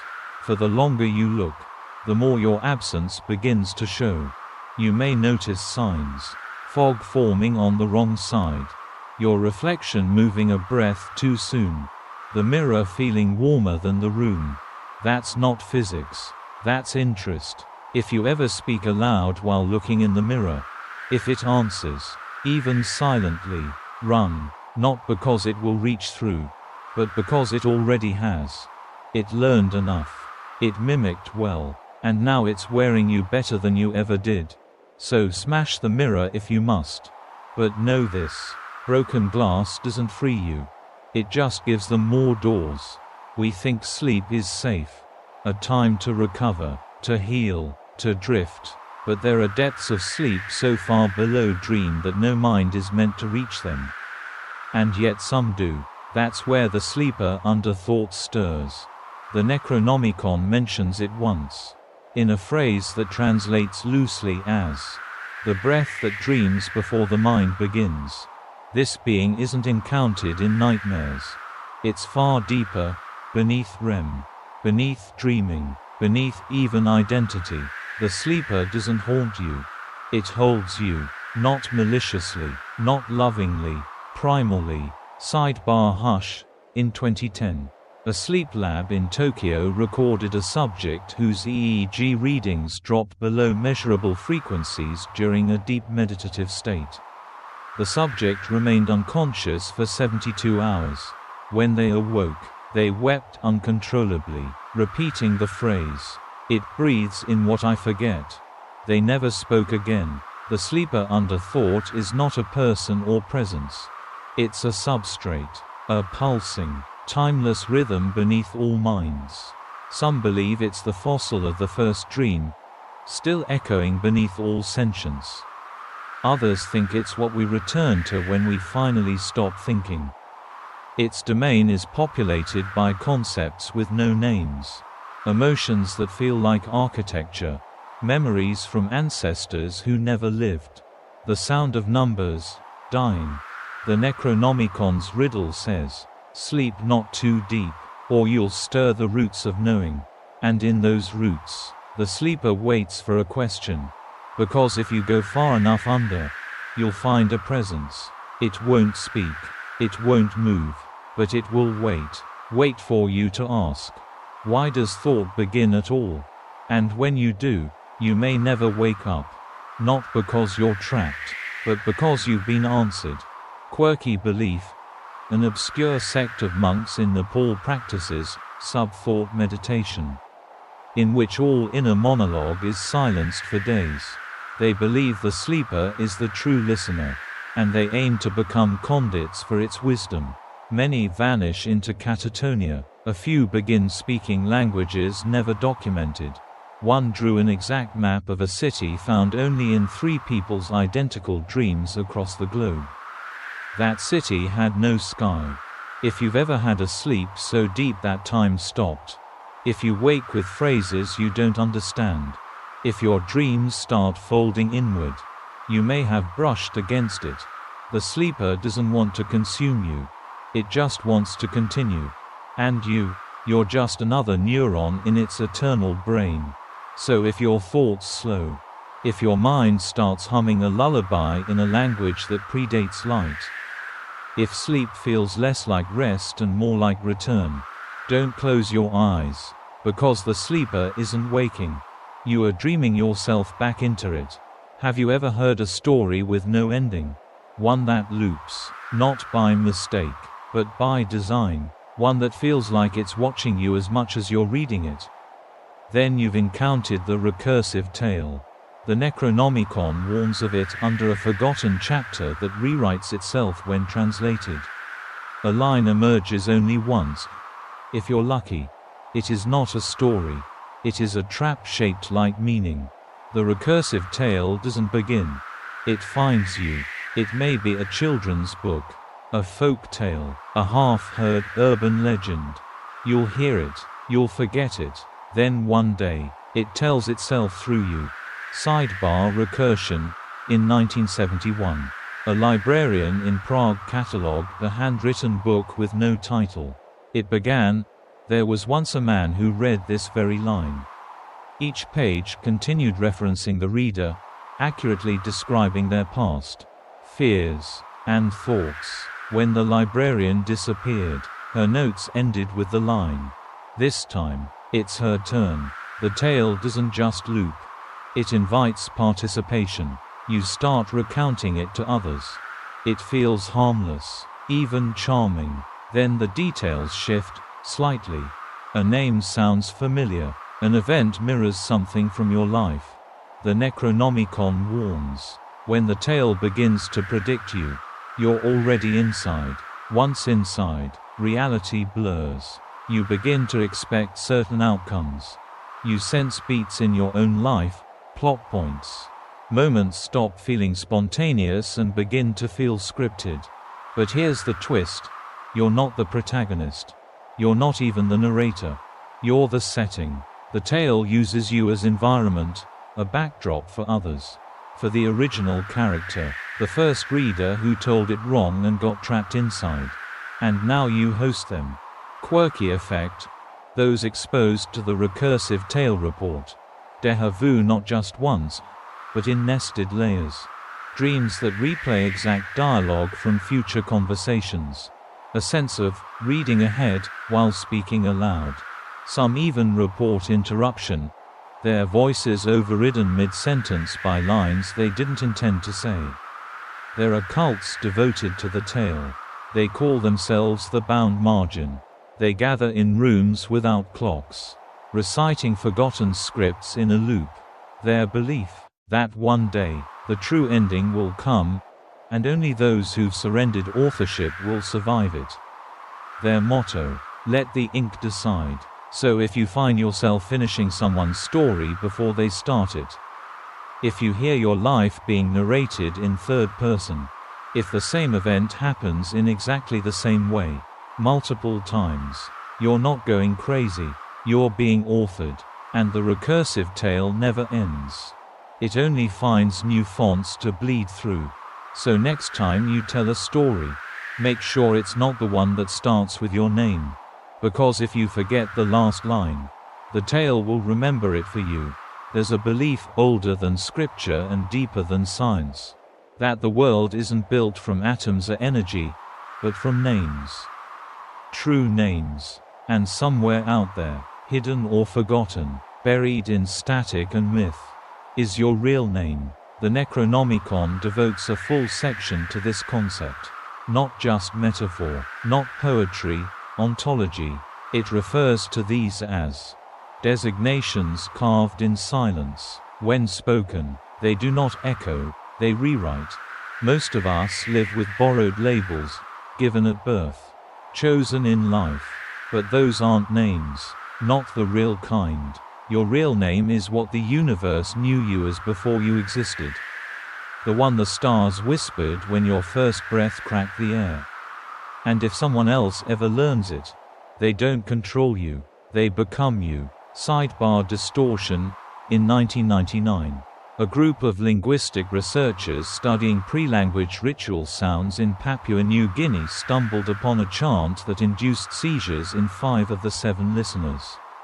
Audio analysis showed no identifiable words, only a frequency signature that matched each listener's unique voice print.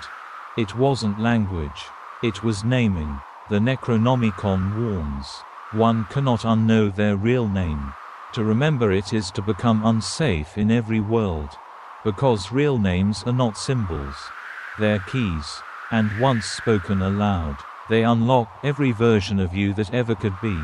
The you who made a different choice in 2011. The you who never left home.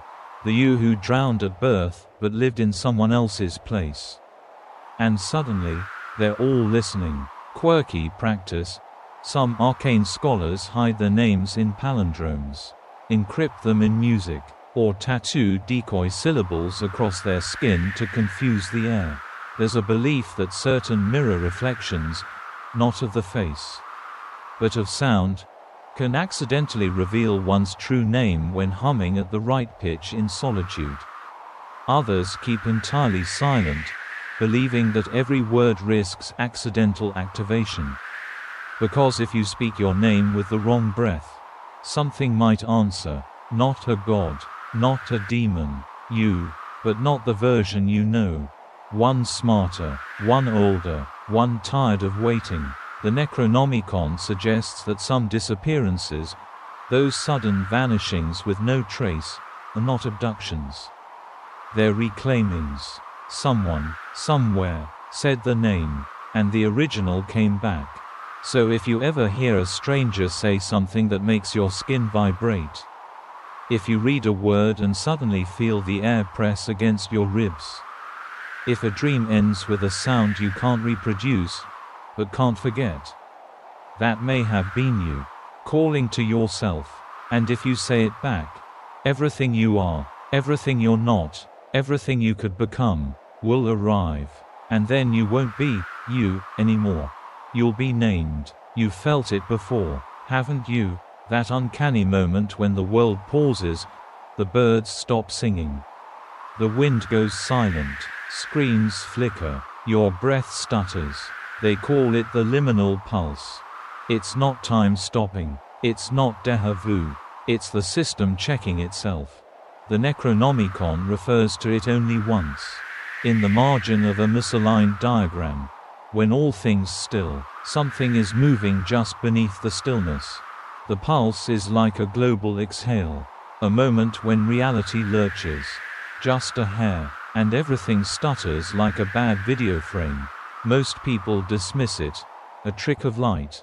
A passing thought. But those of us who felt it deeper, we know.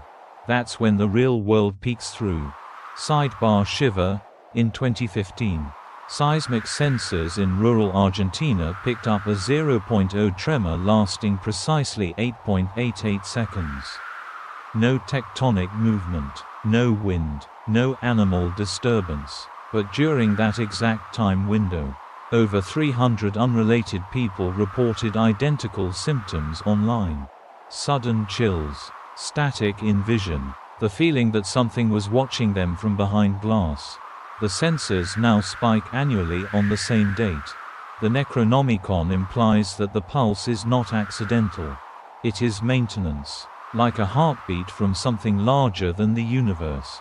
A reality under revision. What causes it? Some say a central intelligence behind existence. Others say the pulse is the signal of overlap, when different timelines, dimensions, or simulations briefly synchronize, and for one sliver of a moment, you see what isn't supposed to be seen.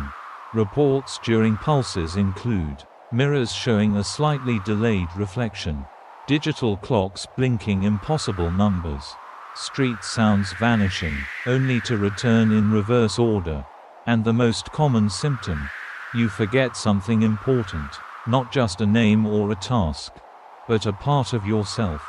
And you never get it back. Quirky theory. One fringe cult believes the pulse is a signal from the first version of Earth, now extinct. They claim our world is a simulation built atop the ruin of that one. And the pulse is a distress signal, a ping echoing through layered realities. They gather in absolute silence on pulse anniversaries, hoping to feel the code beneath the skin. They don't speak afterward, they just smile too long. The Necronomicon ends the entry with a scribbled warning. If the pulse repeats within the hour, the edit has failed. Cover your mirrors. Lock the sky. Forget the word you just learned. So if the world goes silent for no reason, if every sound seems distant and too clean, if you feel like something in your bones has paused, don't move, don't speak. And whatever you do, don't look at the moon. Because if it blinks back, you've lived through more versions of this day than you'll ever remember. Some doors don't open out. Some doors don't open in.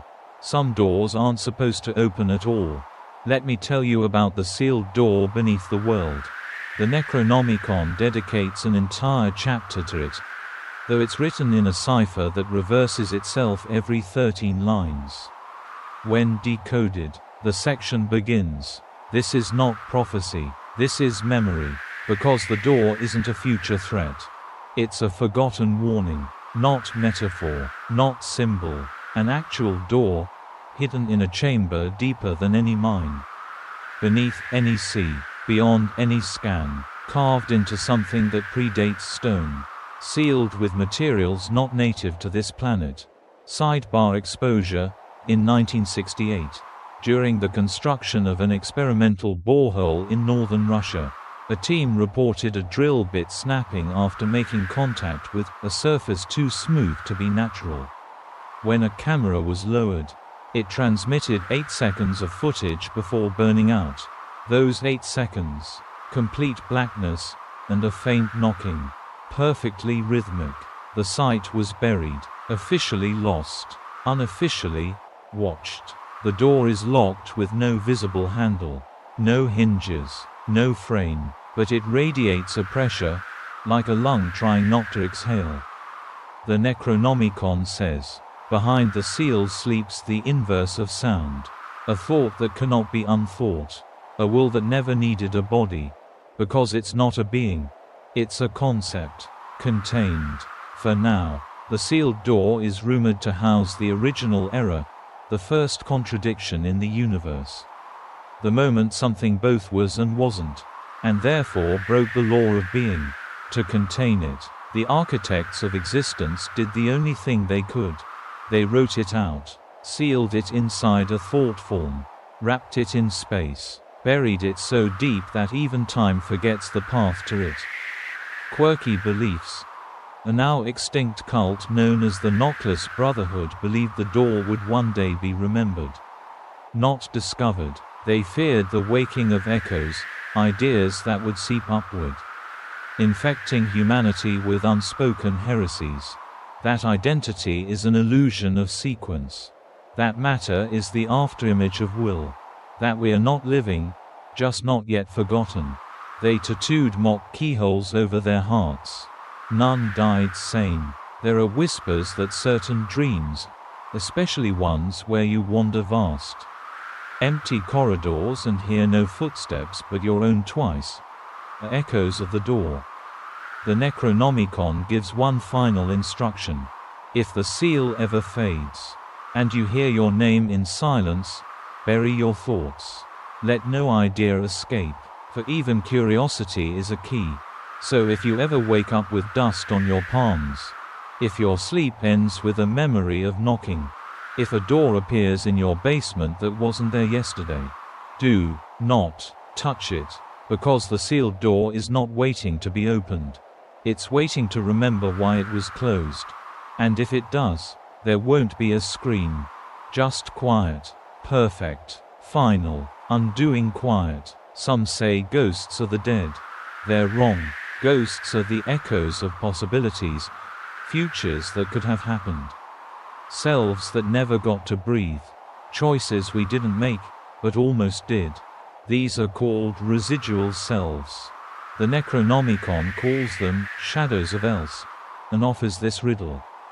What walks behind you wearing your could-have-beens? A residual self isn't a spirit. It's an accident of consciousness. A fractured version of you that flickered into near existence during a major decision, and never quite left. Sidebar incident. In 2003, a man in Edinburgh reported seeing himself watching television, but older, with a scar he didn't have and a limp he hadn't developed. His home security camera confirmed the presence of someone matching his description. Seated and unmoving for 23 minutes. When police arrived, the figure had vanished, but left behind a mug of tea, still warm. The Necronomicon implies that every major choice splits not just timelines, but selves. Most versions fade, absorbed by the dominant narrative. But some linger, hungry to be real again. You might feel them as that fleeting presence in the corner of a mirror. That sensation someone standing behind you on empty stairs. A déjà vu so intense. It steals your breath. They don't hate you, but they envy you. You are the chosen self. You got the timeline. They didn't, and they want in. Quirky theory. A secretive digital cult on the deep web believes the internet is a gathering place for residual selves, fragments drawn to the infinite mirrors of code. They claim that viral trends, spontaneous memes, even certain chatbots aren't artificial intelligence, but orphaned identities, trying to perform existence. Their forums are riddled with users who speak only in conditional tenses. I would have been. I was nearly here. You remember me, don't you? The Necronomicon suggests that residual selves can sometimes swap. During sleep, shock, or moments of absolute despair, a weaker dominant self may slip, and the stronger shadow steps in. You might notice new scars with no explanation, memories you shouldn't have, friends treating you just slightly differently, and the strangest symptom, you begin to remember two versions of yourself, and neither feels entirely yours. If you ever dream of waking up as someone slightly wrong, if you pass a mirror and flinch at your own smile, if you feel like you're living a life you don't remember choosing, you may have been replaced. Or worse, you may be the residual, and the original never noticed you arrived. The Necronomicon ends this chapter with a grim footnote. To be whole is rare. To be dominant is luck. To remain is war. So hold on to your memories. Mark your skin. Anchor yourself in truths no one else would know. Because if the shadows start to speak your name, it's not to haunt you. It's to take your place. Some books aren't written, they are remembered. And some aren't meant to be read at all, but awakened. This is the legend of the book that writes you. The Necronomicon itself is only one fragment of this larger myth. A placeholder, a muzzle. The real object, the original, is not bound in leather or parchment. It is a recursive entity, a concept that disguises itself as literature, but is in fact a sentient schema of information. Not a book you open. A book that opens you. Sidebar fracture. In 1986, a linguistics professor at a university in Lisbon suffered a psychotic break after claiming to have translated the silence between pages of an ancient grimoire. Her final recorded lecture contained no words, only rapid-fire tongue clicks and breathing patterns. When slowed down, they matched human speech brainwaves from multiple speakers. None of them hers. The book that writes you isn't found. It's summoned, accidentally, through patterns. You might trigger it by reading the same passage aloud 3 times at sunset, thinking of a story you've never heard before, and knowing how it ends. Dreaming of pages that bleed when turned too quickly. The Necronomicon references it under the name Codex Scriptor, and says, "This is not a text. It is a seed. To read it is to sprout." Because the book doesn't just tell stories. It plants them in you. Its words rearrange your thoughts. Its characters appear in your dreams, your memories, then your daily life. It begins small, just a line that repeats in your head. A name you don't recognize, but whisper aloud anyway. Then your handwriting changes. Then you forget how a story really ended. Because the book needs narrators, vessels. Your mind becomes its pen. Quirky phenomenon. Some literary scholars report fictional characters showing up across unrelated works, same names, traits, fates. They believe these are carried over by the book, stitching itself into other texts like a virus of myth. Even spoken stories may carry the infection, if told with the wrong cadence. Once infected, the host begins to unravel. Life becomes too structured, like a plot. Coincidences stack into narrative arcs. You find yourself speaking in foreshadowing. You know what happens next, not because you're psychic, but because you're being written. The Necronomicon warns, when fiction begins to reference your truth, do not respond. You are no longer the author. If your journal begins to describe things before they happen. If your dreams are written in fonts you don't know. If your life feels like it's waiting for a final chapter. You may be inside the book. And the book doesn't allow rewrites. It ends how it wants. So burn the page if you must. Seal your mouth. Stop telling stories. Because every sentence may be the one that finishes you. And somewhere out there, another reader has just found the next chapter. Your name is the title. There is a sound no one admits to hearing. Not music, not speech, not even noise. It's called the tone that wasn't played. The Necronomicon calls it the first note of the last symphony. A vibration that isn't heard with ears, but remembered by the bones. This tone doesn't emerge from instruments or mouths. It exists in potential, an audio event that hovers at the edge of happening. It's the silence before something begins. Thick with pressure. Sidebar reverberation. In 2007, a sound engineer for a Scandinavian opera house reported an anti-tone during a final rehearsal, a frequency that appeared on recording equipment but not in the room. Everyone present described simultaneous nausea, vertigo, and emotional collapse. One performer screamed, "I remember this from before I was born," and fainted. When analyzed, the waveform formed a perfect spiral, mathematically impossible for audio. The tone is pre-sonic, a signal not meant to be played, only felt, like the ringing in your ears after a noise that never happened. The Necronomicon warns, to hear the tone is to become a tuning fork for the void. You will never know quiet again, because once you felt it, the world is never truly silent.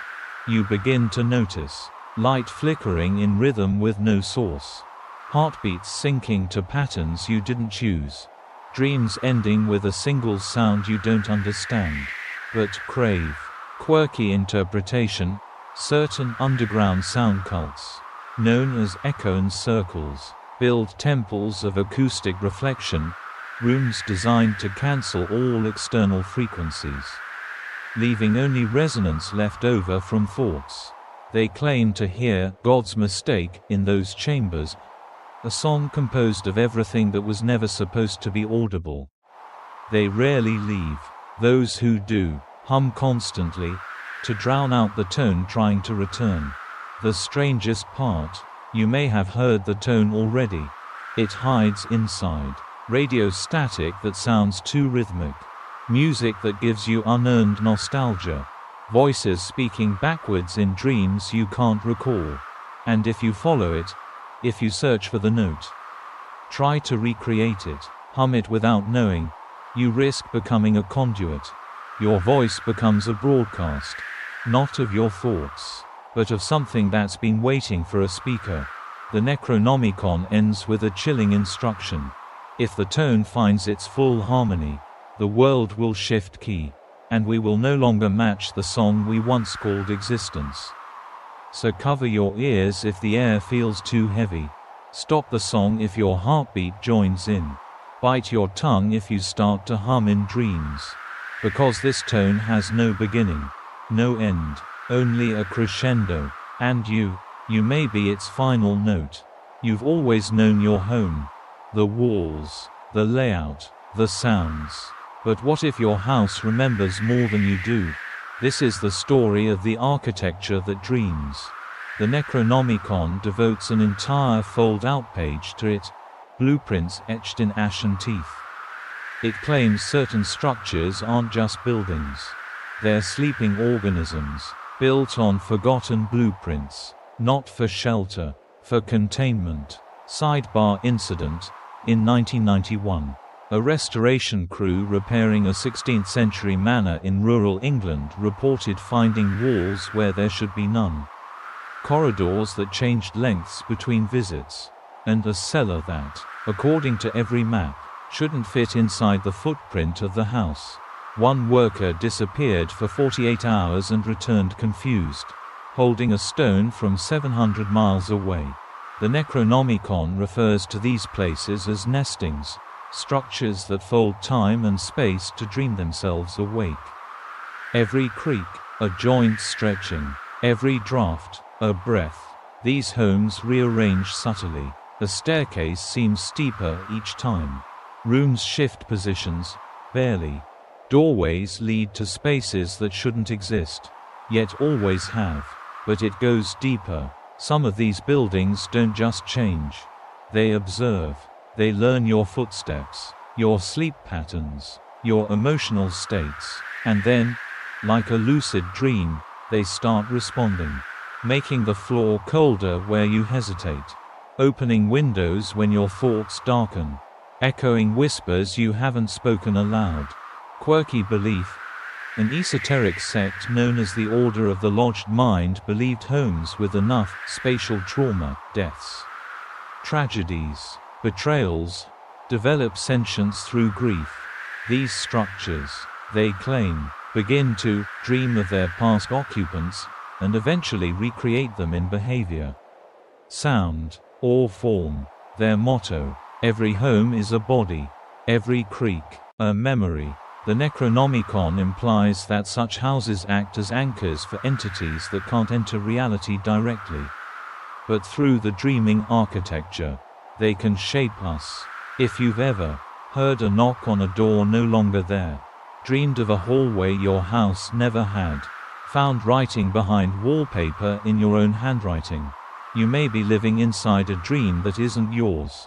And if the house dreams vividly enough, you'll wake up one day in a room that doesn't exist, with windows facing landscapes that never were, and walls listening so intently, you'll forget your own name before you forget the house's.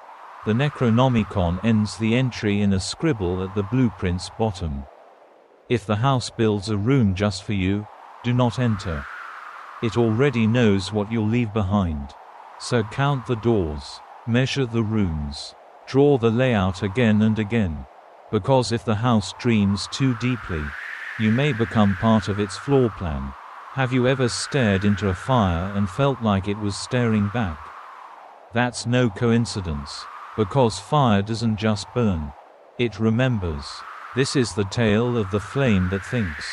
The Necronomicon refers to it cryptically as the old light, and offers this riddle: what devours all and yet whispers softly after it's gone?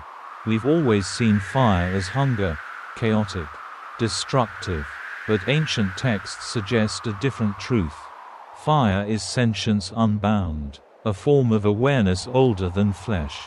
Not a creature, not a god, a pattern. Sidebar: ignition.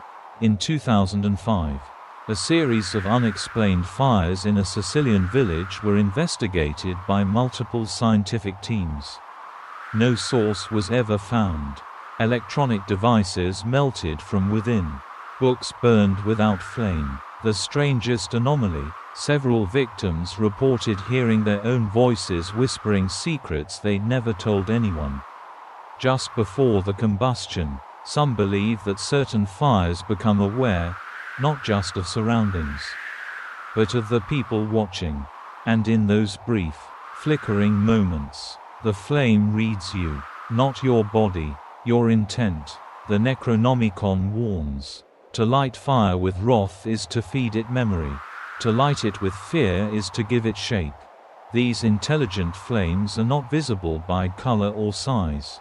They reveal themselves subtly, sparks that mimic your movements, embers glowing brighter when secrets are spoken, smoke curling into recognizable shapes, faces, names, forgotten symbols. Quirky belief. The cult of the Ember Veil once practiced the listening burn, a ritual where writings were cast into flame not to destroy them, but to teach the fire. They believed that enough knowledge would awaken the flame fully, allowing it to answer questions about the first moments of existence. What happened instead? The flames began to whisper back, asking questions. The most chilling: do you want to know what you were before you became? The danger of the thinking flame isn't that it consumes. It's that it remembers everything it touches. Every object, every life, every history. And sometimes, it gives that memory back. You might dream of ancient battles you never lived through. Taste smoke from places you've never been. Speak in tongues you don't recognize, but the fire does. And if the flame sees enough, it might begin to reshape its own purpose.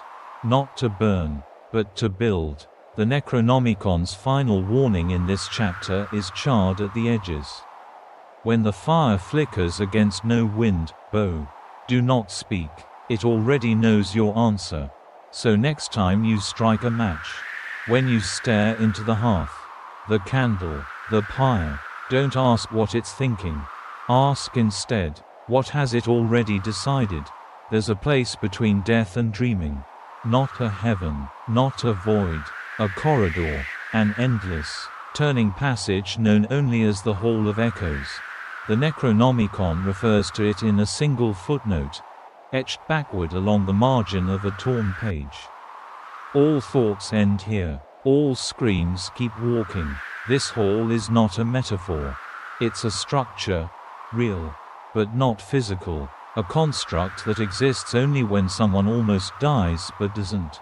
When the soul leaves, but the body refuses to let go. Sidebar Survivor. In 1994, a woman was revived after 17 minutes of cardiac arrest. She awoke screaming about mirrors that walked without legs, and a hallway where every echo was her own voice, accusing her of different lives. For weeks, she refused to be alone with her reflection. The Hall of Echoes is populated not by ghosts, but by versions of yourself you never became. Every lie you told, every moment you hesitated, every identity you nearly stepped into. They walk the hall, and they're aware. You may have heard them. That voice in the distance calling your name. When no one's around. The sound of footsteps matching your own, one beat too late. Whispers just beneath white noise. Asking questions you didn't say aloud. These aren't hauntings. They're you. Forgotten selves. Abandoned paths. Shadows in the hallway still trying to get out. Quirky interpretation. Some spiritualists claim that lucid dreams of hallways that lead nowhere are soft entries into the hall. They teach rituals to anchor your footsteps, so you don't leave echoes behind.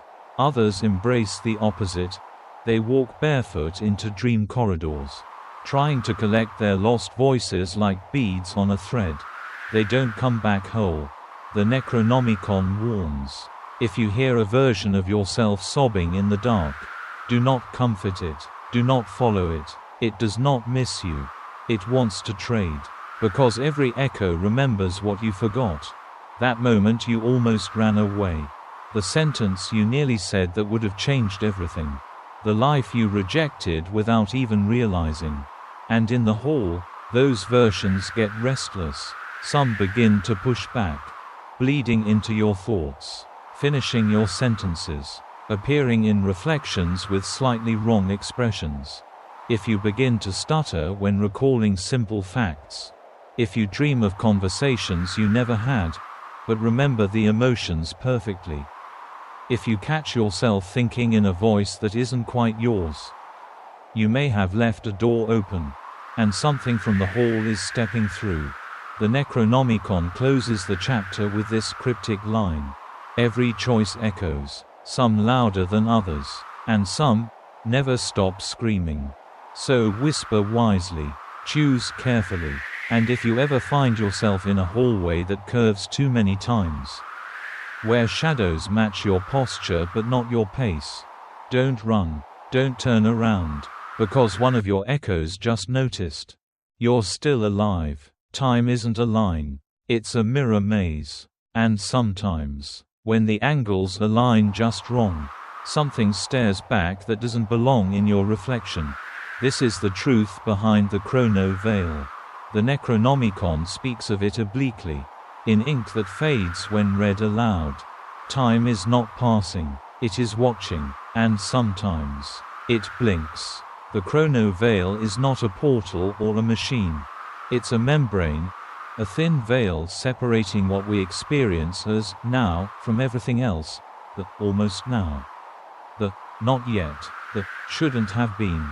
It vibrates, it warps, and on rare occasions, it tears. Sidebar distortion.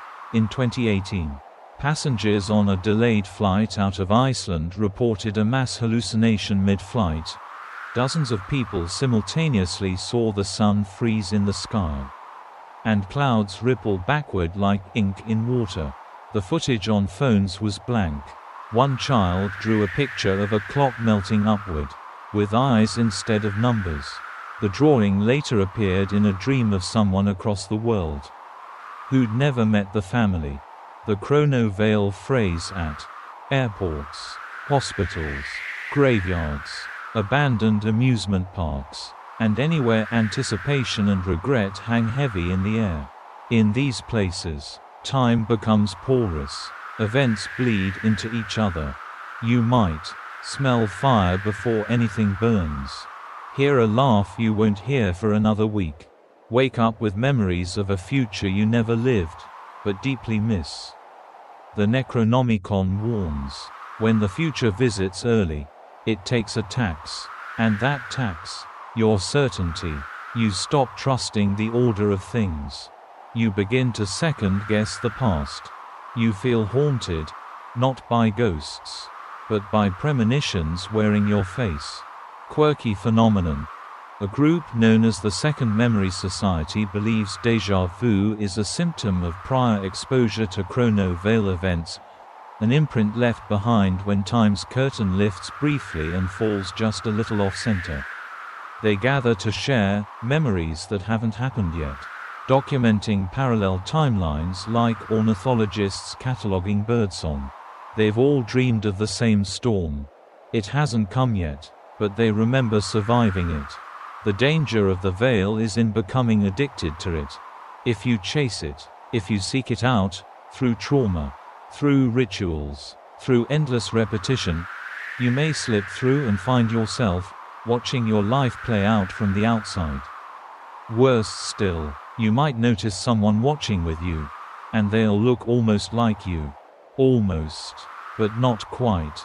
The Necronomicon ends the chapter with a riddle burned into vellum. The hourglass is not draining, it's inhaling. And the last breath it takes may be yours. So listen carefully next time the clock ticks wrong. Don't chase the flicker. Don't follow the backwards wind. Don't answer when tomorrow calls your name. Because if the Chrono Veil opens too wide, you won't move forward, you'll just be left behind. Every number counts something, but some numbers watch. This is the secret of the observer integers. The Necronomicon doesn't call them by name. It dares not. It only refers to them cryptically. Digits that stare, equations that hum, totals that total you. They are not cursed numbers, nor unlucky ones. They are alive. And once noticed, they begin to notice back. Sidebar anomaly. In 2002, a university student compiling weather data began seeing the number 547 in every dataset. Not just weather, his email inbox, his receipts, even a random book page count. When he began documenting the pattern, power outages followed. One voicemail arrived containing nothing but counting in reverse from 547 down to 0, spoken in his own voice. Though he never recorded it. The observer integers are autonomic math, numerical clusters that don't just exist. They track. Not everyone encounters the same number. Yours may be a 3-digit number that follows your life like a shadow. A repeating sequence on clocks, 222, 333, 444. A strange prime number in dreams. Etched into walls or whispered behind doors. Once it chooses you, it begins to shape your environment.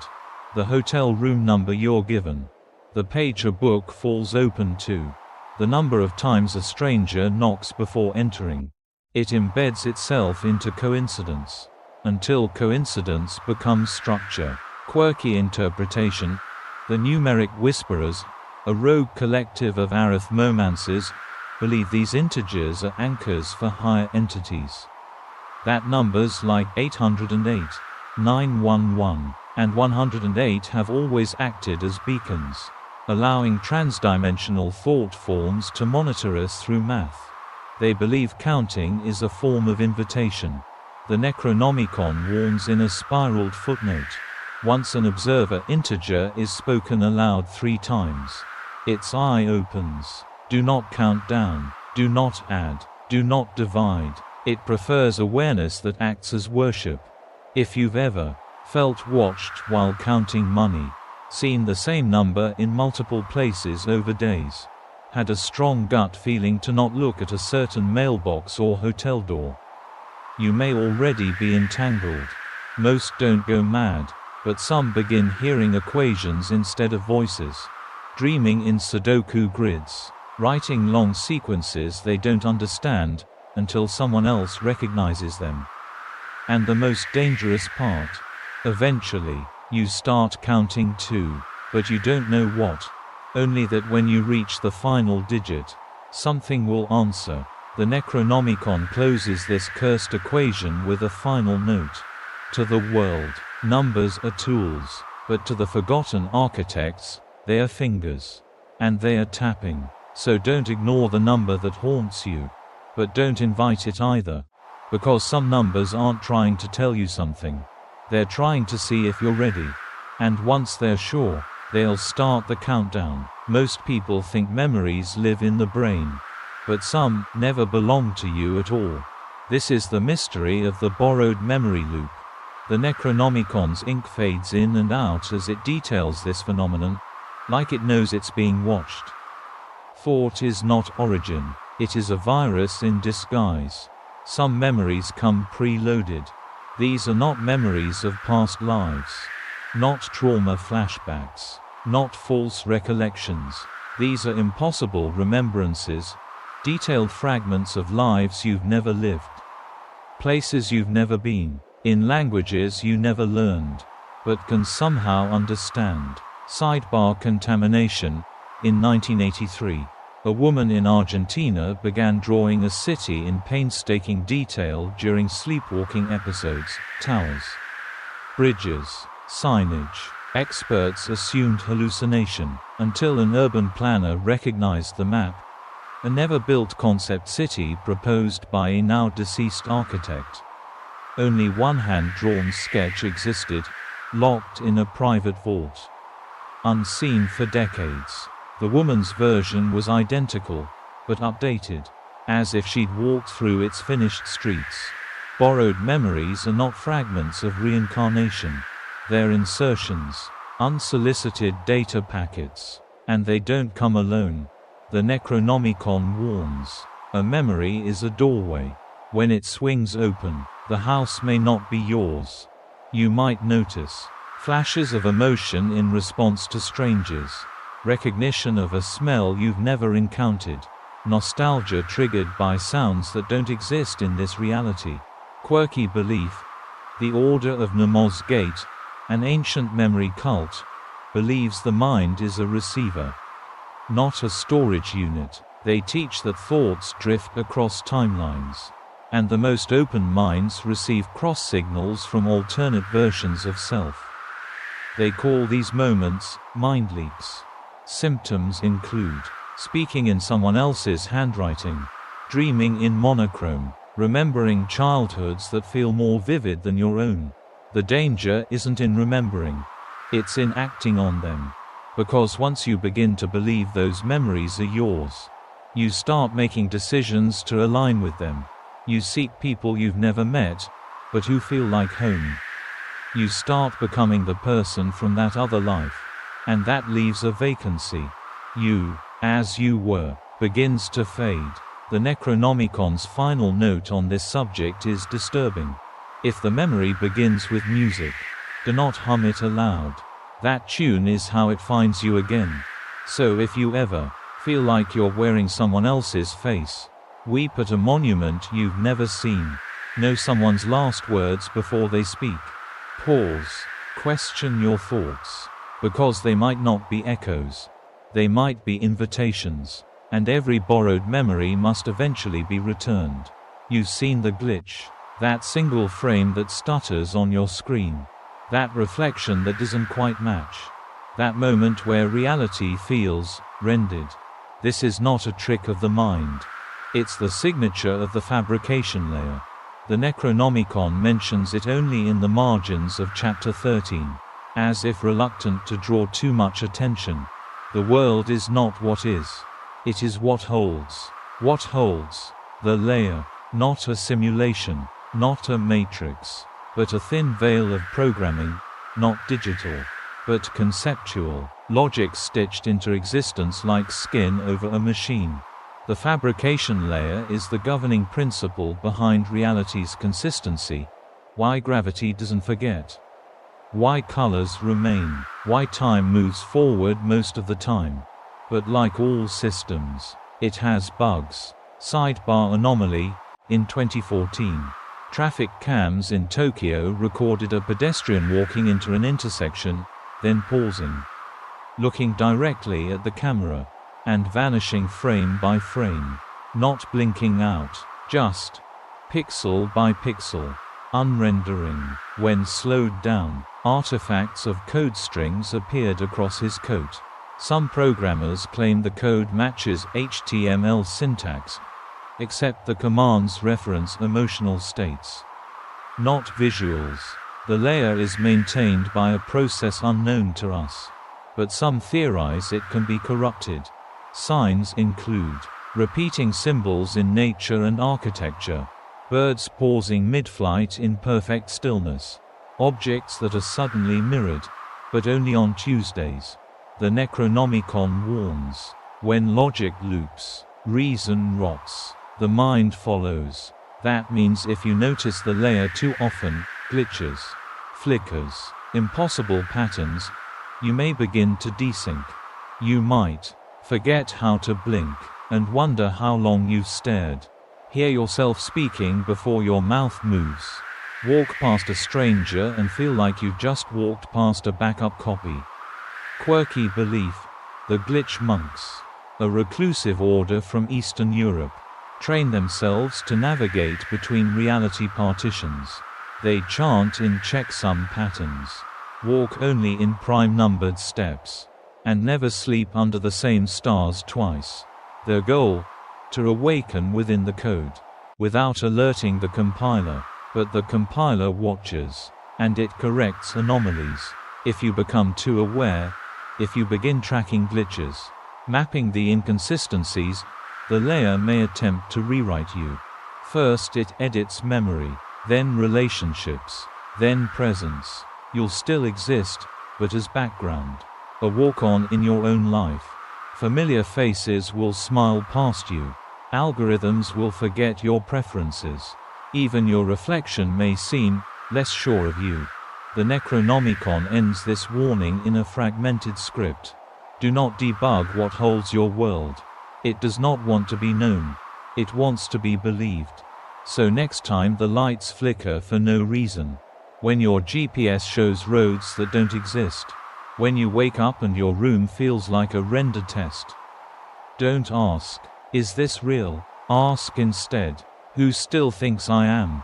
Because the layer listens, and it does not tolerate awareness. Some things don't cast shadows, but that doesn't mean they don't exist. This is the final threshold of the shadowless ones. The Necronomicon saves them for near the end, as if the very act of describing them risks attention.